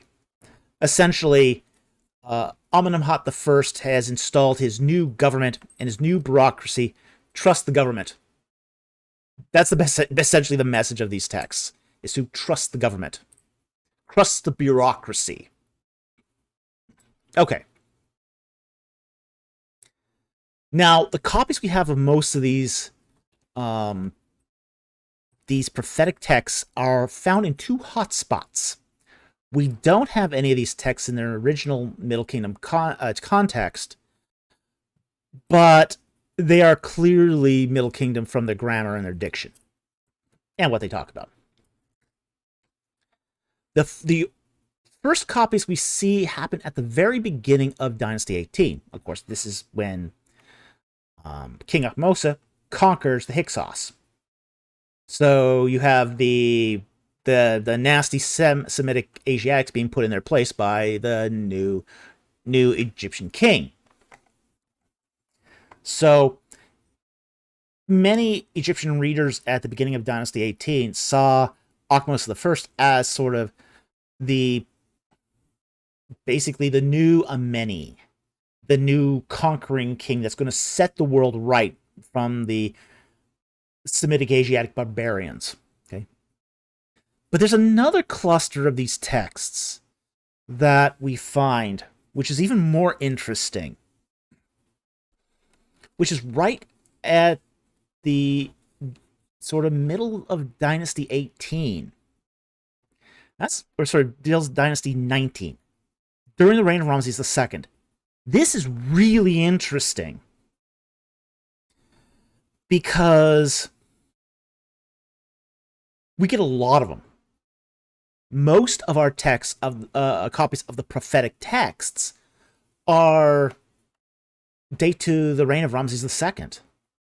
So it's very, very interesting. I mean, it's uncanny.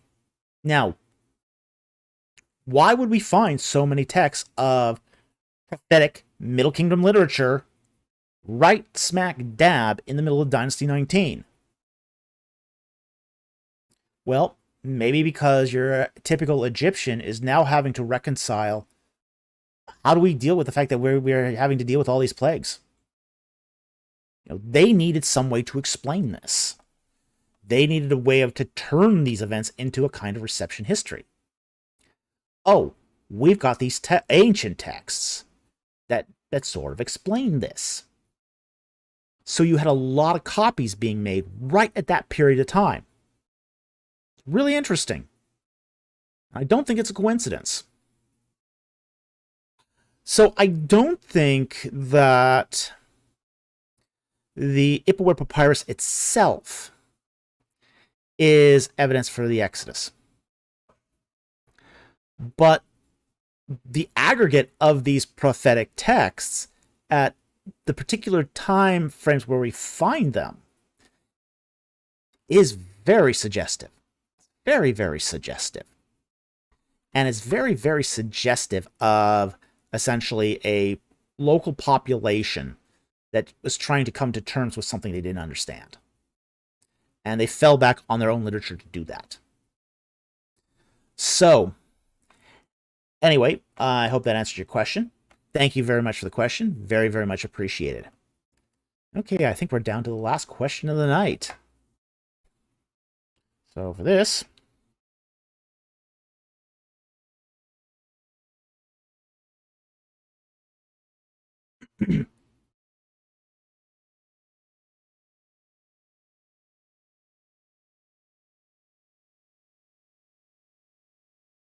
here, we'll take that one.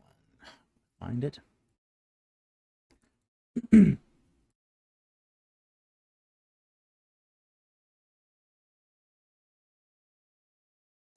All right, this will be the last question, at least the last non-super chat of the night, from Warrior the Most High. How would you critique, quote, all religions are like rivers flowing into the same ocean. Hence, they lead to the same God, end quote. Okay.